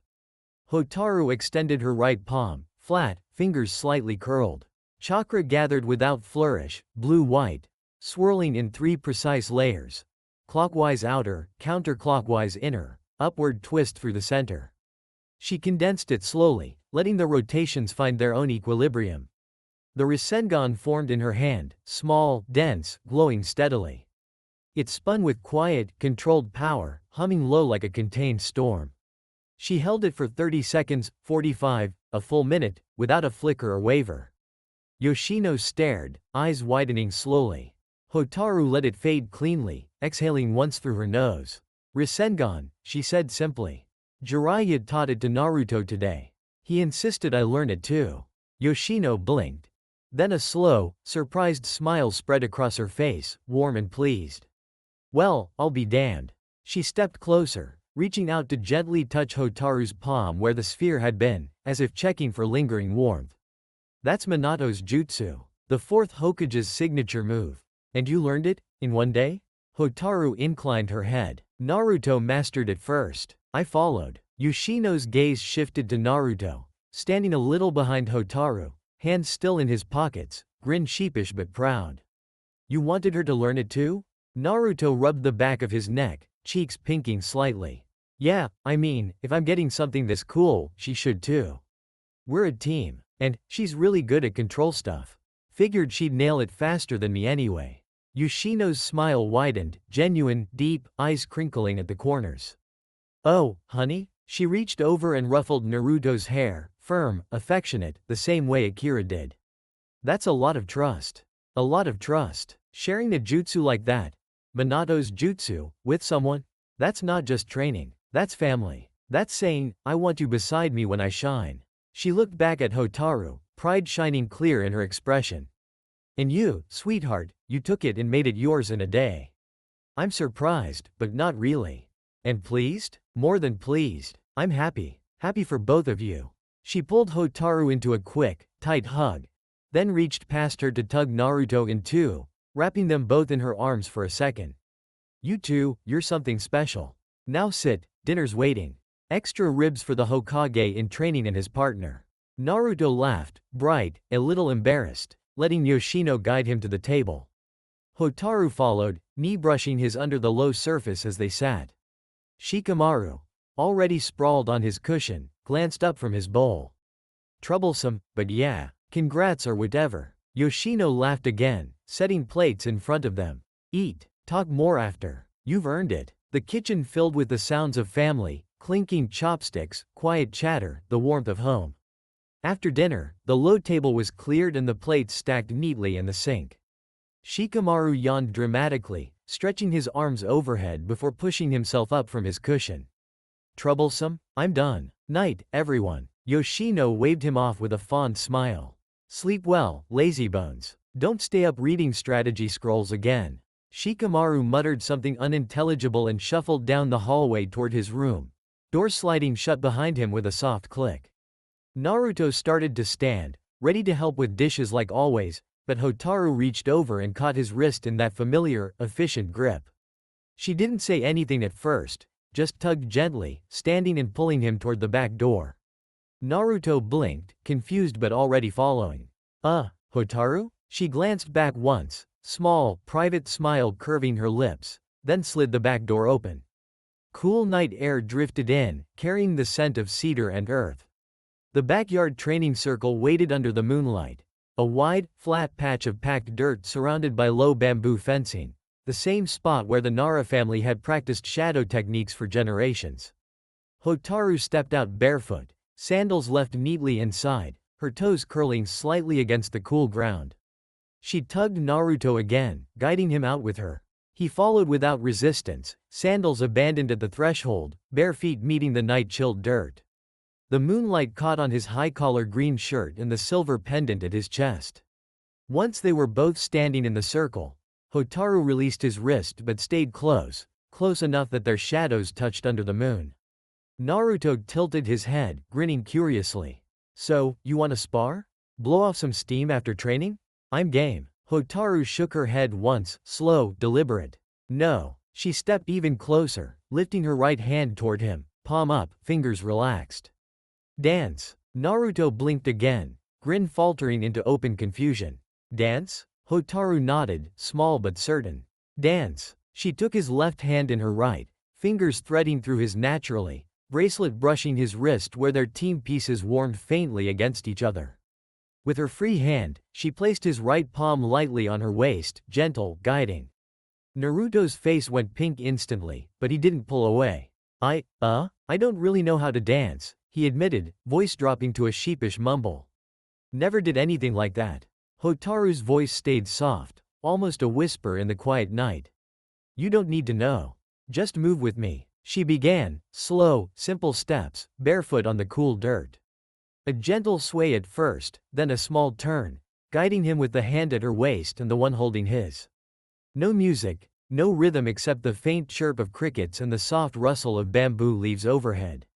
Naruto stumbled once, awkward, unsure, but Hotaru didn't laugh or let go.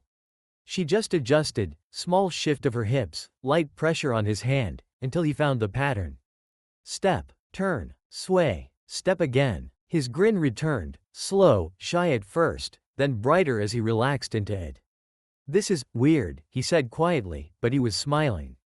But kinda nice. Hotaru's shadow stretched across the dirt, curling around both their feet like a gentle embrace, soft, possessive, comforting. It is, she murmured. Nice. They moved together under the moonlight, barefoot, unhurried, Naruto's steps growing surer with each turn. No jutsu, no training, no Rasengan or chains, just them, dancing in the training circle.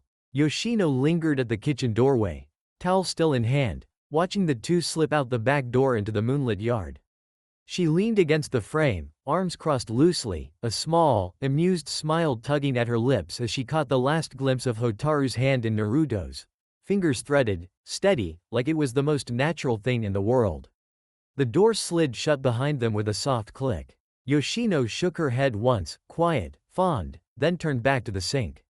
She's got that boy wrapped around her little finger, she thought, snickering softly to herself as she picked up the first plate. And he doesn't even know it yet. Poor kid never stood a chance. She rinsed the dish under the tap, humming faintly, the sound barely audible over the gentle clink of porcelain. Minato's son and my daughter, dancing in the training circle like it's their own little world. Who would have thought? She stacked the plate on the drying rack, smile widening despite herself. Good for her. Good for both of them. Yoshino dried her hands on the towel, glancing once more toward the back door, moonlight spilling across the Ingawa now, and gave a small, satisfied nod to herself. Then she went back to putting the dishes up, neat rows, precise placement, humming a little louder now. Outside, under the stars, Hotaru and Naruto danced barefoot in the training circle. Inside, Yoshino finished the last bowl, and the Nara compound settled into its quiet nighttime peace, happy, warm, and just a little smug on Yoshino's part. Because her daughter had chosen well, and the boy had chosen back, Hotaru guided Naruto through another slow turn, bare feet brushing the cool dirt of the training circle, moonlight spilling silver across their linked hands. The steps were simple: sway, step, turn, repeat. No music, just the faint night sounds, crickets, rustling bamboo, their own breathing syncing up without effort. She kept her right hand in his left hand resting lightly on his shoulder while his right stayed at her waist. Close enough that she could feel the warmth radiating off him, close enough that their shadows merged on the ground beneath them. After a long, quiet stretch of steps, Hotaru spoke, voice soft, almost a murmur against his ear. Naruto. He tilted his head slightly, grin softening as he focused on her face instead of his feet. Yeah? Do you know why Karin and I agreed to share? Naruto blinked, steps faltering for half a beat before he caught the rhythm again. His cheeks were already a little pink from the closeness, but now they flushed deeper. He shook his head slowly, honest confusion in his blue eyes. No, I mean, I figured you both liked me? And didn't want to fight over it or something. But I never really asked why you were both okay with it. Hotaru's lips curved, just the smallest, teasing smile, as she guided him through another gentle turn, pulling him a fraction closer. Because I won't give up what's mine. The words landed soft but certain, like a chain settling into place. Naruto's blush deepened instantly, face going red from his neck to his ears. He stumbled slightly, but Hotaru's hand on his waist steadied him without missing a step. She continued, voice low and amused. And Karin, she had a point too. Two of us means better protection. More eyes watching your back. More chains, more sensing, more everything. If one of us is tired or hurt, the other is still there. No one gets through both of us. She laughed then, quiet, soft, almost a breath of sound, rare and genuine, the kind she only let out around him. You're blushing, she teased, eyes glinting with quiet mischief. It's cute. Naruto ducked his head, grinned sheepish and wide despite the embarrassment. I mean, yeah. I just didn't think about it like that. Protection and all that. I thought it was just, feelings and stuff. Hotaru's thumb brushed lightly over the back of his hand, small, reassuring. It is feelings, she said simply. But it's also practical, efficient. You're worth protecting, and we're worth sharing you with each other. She guided him through one more slow turn, then stopped, feet planted, bodies close, moonlight catching in her eyes. So no more questions about why, she murmured. You belong to us, and we belong to you. That's all there is to it. Naruto stared at her, blush still burning, but his grin softened into something warmer, steadier. Yeah, he said quietly. I like that. Hotaru's smile grew, just a little more visible this time. Good. She didn't let go of his hand. They stood there in the circle, barefoot, close, shadows merged, swaying slightly even though the dance had paused. The night stretched on around them, and neither of them was in any hurry to go back inside. Hotaru leaned in slowly, close enough that Naruto could feel the warmth of her breath against his lips. The moonlight caught in her eyes, turning them soft and steady. She closed the last inch of distance. A small, chaste kiss, gentle, brief, barely more than a brush of lips against his. No heat, no demand. Just quiet certainty. Naruto's brain short-circuited. His eyes went wide, body freezing mid-sway. The training circle, the bamboo rustling overhead, the cool dirt under his bare feet, everything narrowed to the soft press of her mouth. The faint scent of her soap mixed with sweat from training, the way her fingers tightened just slightly in his hand. The kiss lasted 2 seconds. Maybe 3. Then she pulled back, barely an inch, forehead resting lightly against his for a heartbeat longer. Her shadow curled around both their ankles, warm and possessive, like it was smiling too. Naruto's face went from pink to full crimson in record time. His mouth opened, closed, opened again. No words came out, just a soft, stunned, Hotaru's lips curved, just the tiniest, teasing smile she saved only for him. "Come on," she murmured, voice barely above a whisper. Inside. "It's late." She tugged his hand gently, same efficient pull she'd used since the academy days, and led him back toward the house. Naruto followed on autopilot, brain still rebooting, feet moving because hers did. His free hand came up to touch his lips like he was checking if they were still there. Hotaru slid the back door open, moonlight spilling across the Ingawa as they stepped inside. The Gencon lantern cast warm shadows. The house smelled faintly of leftover dinner and cedar. She released his hand only long enough to slide the door shut behind them. Naruto stood there, barefoot, jacket still slung over his shoulder, blinking slowly like he'd just woken up from a dream. Hotaru glanced back at him, eyes soft. "You okay?" Naruto swallowed hard, then managed a shaky grin, still dazed, still red-faced. Yeah, wow. That was, yeah." Hotaru's smile grew, just a little more visible. "Good." She took his hand again, fingers threading through his naturally, and led him down the hallway toward the guest room. The house was quiet. Shikamaru was already asleep. Yoshino had finished the dishes and turned in. No one saw. No one needed to. Inside the guest room, Hotaru slid the door shut behind them. Naruto still looked a little shell-shocked, brain clearly running on emergency power. Hotaru squeezed his hand once, gentle, reassuring. "Get some sleep," she said softly. "Tomorrow we train again." Naruto nodded, slow, dazed, then finally found words. "Night, Hotaru." She leaned in one more time, just a quick brush of her lips against his cheek this time. "Good night, Naruto." She slipped out, door sliding shut with a quiet click. Naruto stood there in the dark for a long second, touching his cheek, then his lips, before collapsing onto his futon with a stunned, happy laugh. His brain might have short-circuited. But his heart? It was running just fine. And tomorrow? Tomorrow, he'd be even stronger. Because he had people who stayed. And one who kissed him under the moonlight. Life didn't get much better than that. Hotaru slid the door to her room shut with a quiet click, the soft sound echoing faintly in the stillness of the Nara compound. The lantern in the hallway had been dimmed, leaving only moonlight spilling through the shoji screens, painting pale silver stripes across the tatami. She moved without hurry, folding her training clothes neatly on the low dresser, slipping into her sleep shirt and shorts. Hair loosened from its ponytail to fall in soft waves down her back. The day's sweat and dust had been washed away earlier, but the faint ache in her arms from holding Rasengan lingered like a quiet reminder of progress. She knelt beside her futon, rolling it out with practiced efficiency, then paused, hands still on the blanket. Her thoughts drifted, everything so far. The academy days when she'd first noticed him, small, overlooked, always hungry, always smiling anyway. The way she'd corrected his messy notes, shared her lunch, dragged him home for dinner because the idea of him going back to an empty apartment felt wrong. Unacceptable. The months that followed, him staying over more and more, futon always ready in the guest room, his laughter filling the house like it had always belonged there. The quiet mornings when she'd nudge him awake, the nights when she'd slide in beside him just to feel him breathe, steady and real. The team, Karin's fierce loyalty, Shikamaru's lazy brilliance, Akira-sensei's unyielding watchfulness. The way they'd synced in battle, in training, in everything. The Rasengan today, Naruto insisting she learn it too, sharing something so powerful without hesitation. The way his grin had lit up when she'd held it steady, longer than him, and he'd laughed instead of competing. And tonight, the dance. Barefoot in the training circle, his hand warm in hers, the moonlight on his face when she'd kissed him.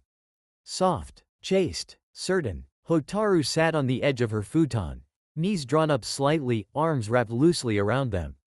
Her cheeks warmed, slowly at first, then deeper, a flush spreading across her face like ink through water. She pressed her palms to her cheeks, feeling the heat. He's mine, she thought, quiet, possessive, the same thought she'd carried since the beginning. Ours, mine and Karin's. And he shares without thinking twice. The blush deepened. She remembered the way he'd frozen when her lips brushed his, eyes wide, brain clearly short-circuiting. Then the dazed, happy grin that followed. The way he'd followed her back inside without protest, hand still in hers, like it was the most natural thing in the world. Hotaru lay back slowly, pulling the blanket over herself, staring up at the ceiling beams. Her shadow stretched across the tatami, soft, lingering toward the guest room down the hall, as if reaching for him even now. She closed her eyes and smiled, just a small, private curve of her lips in the dark. He's worth it, all of it, the training, the sharing, the quiet moments, the kiss under the moonlight, everything. Her cheeks stayed warm long after she drifted toward sleep. But it was a good warmth, a certain one. And tomorrow, she'd wake him again, nudge his shoulder, watch his eyes open and light up when he saw her. Because he was hers, and she was his, and that was enough. Yoshino slipped quietly into the bedroom, the house now fully settled into its nighttime hush. The lantern in the hallway had been extinguished, leaving only faint moonlight filtering through the shoji screens. Shikaku was already in bed, futon unrolled, covers pulled up to his chest, arms folded behind his head as he stared at the ceiling beams. He'd just returned from a long council meeting, the faint scent of pipe smoke and old scrolls still clinging to him. His eyes flicked toward her as she closed the door softly behind her. Yoshino shed her apron and outer layer, folding them neatly on the low dresser, then slid under the covers beside him. The futon dipped under her weight. She settled on her side, facing him, one arm tucked under her pillow. Shikaku turned his head slightly, eyebrow raised in that lazy, questioning way of his. "Long day?" he asked, voice low and rough from the meeting. Yoshino smiled, small, amused, still carrying the warmth from earlier. "Productive," she said. "The kids came home late. Training ran long again." Shikaku grunted. "Akira pushing them?" "Always." Yoshino paused, then added, "But today, Hotaru showed me something." Shikaku's other eyebrow joined the first. "Showed you?" Yoshino nodded, voice dropping to a conspiratorial murmur. "She knows Rasengan now. Minato's jutsu. Learned it in a single day. Jiraiya taught Naruto, and Naruto insisted Hotaru learn it too. Shared it without hesitation. She held it for over a minute, clean and stable. No wobble, no collapse." Shikaku blinked once, slow, surprised, then let out a low whistle. "Rasengan. In our daughter's hand." Yoshino's smile widened, eyes glinting with quiet pride. "And Naruto, he wanted her to have it. Said if he was getting something that powerful, she should too. Because they're a team. Because she's good at control. No jealousy. No hoarding. Just sharing." She reached over, resting her hand lightly on Shikaku's chest. "She's got that boy wrapped around her finger," she said, voice soft but amused. "And he doesn't even realize how completely. But the trust? That's real. That's rare." Shikaku stared at the ceiling for a long moment, processing. Then he huffed a small laugh, quiet, fond. "Minato's son and our daughter," he murmured. "Sharing the fourth Hokage's jutsu like it's just another dinner dish." Yoshino snickered softly, shifting closer until her head rested on his shoulder. "I told her I was pleased. Happy. That it's a lot of trust." He didn't even hesitate. Shikaku's arm came around her automatically, hand settling on her back. "He's a good kid," he said simply. "Stubborn, loud, but good. And Hotaru, she chose well." Yoshino hummed in agreement, eyes drifting shut. "They're going to be something special," she whispered. "Both of them." Shikaku pressed a light kiss to the top of her head. "Yeah," he said, "they already are." The room fell quiet. Only the soft sound of breathing, the faint rustle of blankets, the distant call of a night bird outside. Yoshino smiled into the dark. Her daughter had chosen a boy who shared without thinking twice. And that boy had chosen back. The future felt bright, and warm, and just a little bit unstoppable. Shikaku shifted slightly under the covers, turning onto his side to face Yoshino more fully. The moonlight through the screens cast faint stripes across his face, highlighting the tired lines around his eyes from the long council session. He exhaled slowly, voice low and rough from too much talking and not enough tea. "Council was tense," he said. "Danzo's still under watch. Hiruzen kept him in custody pending that audit of Root, but the old snakes got allies whispering in corners. Some clans want him released, for stability. Others want him gone permanently. Hiruzen shut it down hard. said roots dissolved, and any more funny business means execution. No debate, Yoshino hummed, resting her chin on her hand. And the rest of it? Shikaku's mouth twitched in that dry almost smile of his. Exam security mostly. Barrier seals on the stadium are reinforced. More Anbu patrols. Foreign delegations under tighter scrutiny. Sands still twitchy after the last border skirmish. Sound. Orochimaru's name came up more than once. Everyone's on edge after the forest incident. He paused, rubbing a hand over his face. And Naruto came up. Not by name, the Jinchuriki, but the council's nervous. Somewhat tighter restrictions. Others want him pushed harder into missions to prove loyalty. Hiruzen shut that down too. Said the boy's under Akira's watch, and she's got him in a team that's already breaking records. No changes. Yoshino's smile turned a little sharper. Akira's doing her job, then. Shikaku huffed a quiet laugh. More than her job. She's got the council tiptoeing around her name. One elder muttered something about that headhunter woman having too much influence over the kid. Hiruzen just stared him down until he shut up. He reached over, brushing a strand of hair from Yoshino's face. They're scared of her, and they should be. She's got Naruto wrapped in a team that's loyal to her first, village second. If Danzo or anyone tries to pull strings, well, good luck. Yoshino's eyes softened, but the amusement lingered. And our daughter? Right in the middle of it. Shikaku's hand settled on her waist, thumb tracing idle circles. Yeah, Hotaru's got him too. Wrapped around her finger. Sharing Rasengan like it's nothing, that's not just affection. That's claiming. And the boy doesn't even see it yet. Yoshino snickered softly. He will. Soon enough. She shifted closer, tucking herself against him. He's good for her. She's good for him. And Akira's got their backs. The council can whisper all they want. Those kids are building something stronger than politics. Shikaku hummed in agreement, arm tightening around her. Stronger than most of us ever had. The room fell quiet. Only the soft sound of breathing, the faint rustle of blankets, the distant call of a night bird outside. Yoshino pressed a light kiss to his shoulder. Sleep, she murmured. Tomorrow's another day of pushing them harder. Shikaku closed his eyes, voice already fading towards sleep. Yeah, troublesome, but worth it. The Nara house settled into peace. Outside, in the training circle, Naruto and Hotaru still danced, slow, quiet, barefoot under the moon. Inside, parents smiled in the dark. And the future felt just a little brighter. The Hokage's office was dim, lit only by the soft glow of lanterns and the faint orange flicker from Hiruzen's pipe. Smoke curled lazily toward the ceiling, mingling with the scent of old scrolls and cedar. The third Hokage sat behind his wide desk, hands folded, eyes half-lidded but sharp. Across from him, Jiraiya leaned against the windowsill, arms crossed, white hair catching the last of the dying daylight. Hiruzen exhaled a slow plume of smoke. Orochimaru, he said quietly, the name hanging heavy in the air. He showed his hand in the forest. Bold, arrogant, and he retreated with one less arm thanks to Akira. Jiraiya snorted, pushing off the sill to pace slowly. She's still got that edge. Cut him clean. Only the second person to ever make that snake bleed and run. But he didn't come for the Jinchuriki. Not really. He came for Sasuke, the curse mark, the Sharingan, and now the exams are moving to team versus team. Bigger crowds, more chaos, more opportunities. Hiruzen tapped ash into the tray, gaze distant. The bracket draw is in days. Foreign delegations already arriving, sound, smaller villages. Barriers are reinforced, Anbu patrols tripled, sensors on every gate. But Orochimaru doesn't need to walk through the front door. He has puppets, spies. Kabuto's dead, but there are others. Always others. Jiraiya stopped pacing, leaning forward on the desk. Risks are high. Team battles mean no hiding behind individual matchups. If he gets a curse mark on one Genin, Sasuke, Naruto, anyone, it spreads. Chaos in the arena. Panic in the stands. And if he triggers the fox early.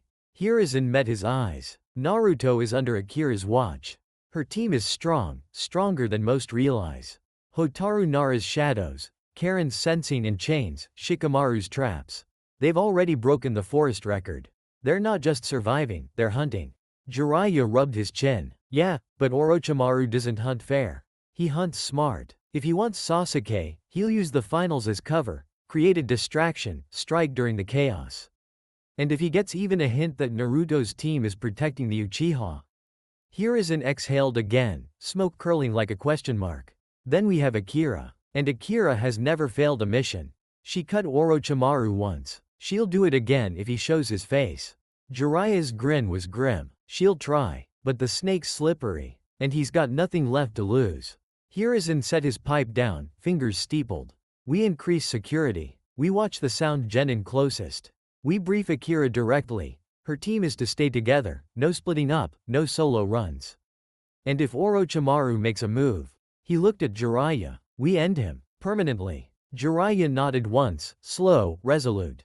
Agreed, but if he comes for Naruto. Hiruzen smiled, small, tired, but steel underneath. Then Akira will be there. And she will not let him touch the boy. The office fell quiet. Outside, Konoha moved on, unaware of the conversation that had just decided how far the village would go to protect its future. Inside, two old men sat with the weight of tomorrow on their shoulders. And somewhere across the village, a team of genin trained under moonlight, growing stronger. Because the risks were real. And the snake was still out there. And that concludes part 5 of this story. Thank you for spending your time here at Ichiraku Ramen and listening all the way to the end. Your support helps keep these stories alive and allows the shinobi world to continue through new adventures and alternate timelines. If you enjoyed Shadows That Bind, don't forget to like the video, subscribe to the channel, and turn on notifications so you don't miss future stories. Once again, full credit goes to Dark Knight 1994, the original writer of this story. If you would like to read the original version, you can find the link to the story in the description below. Let me know in the comments what story you would like to hear next. Until the next time, stay safe, and I'll see you again at Ichiraku Ramen.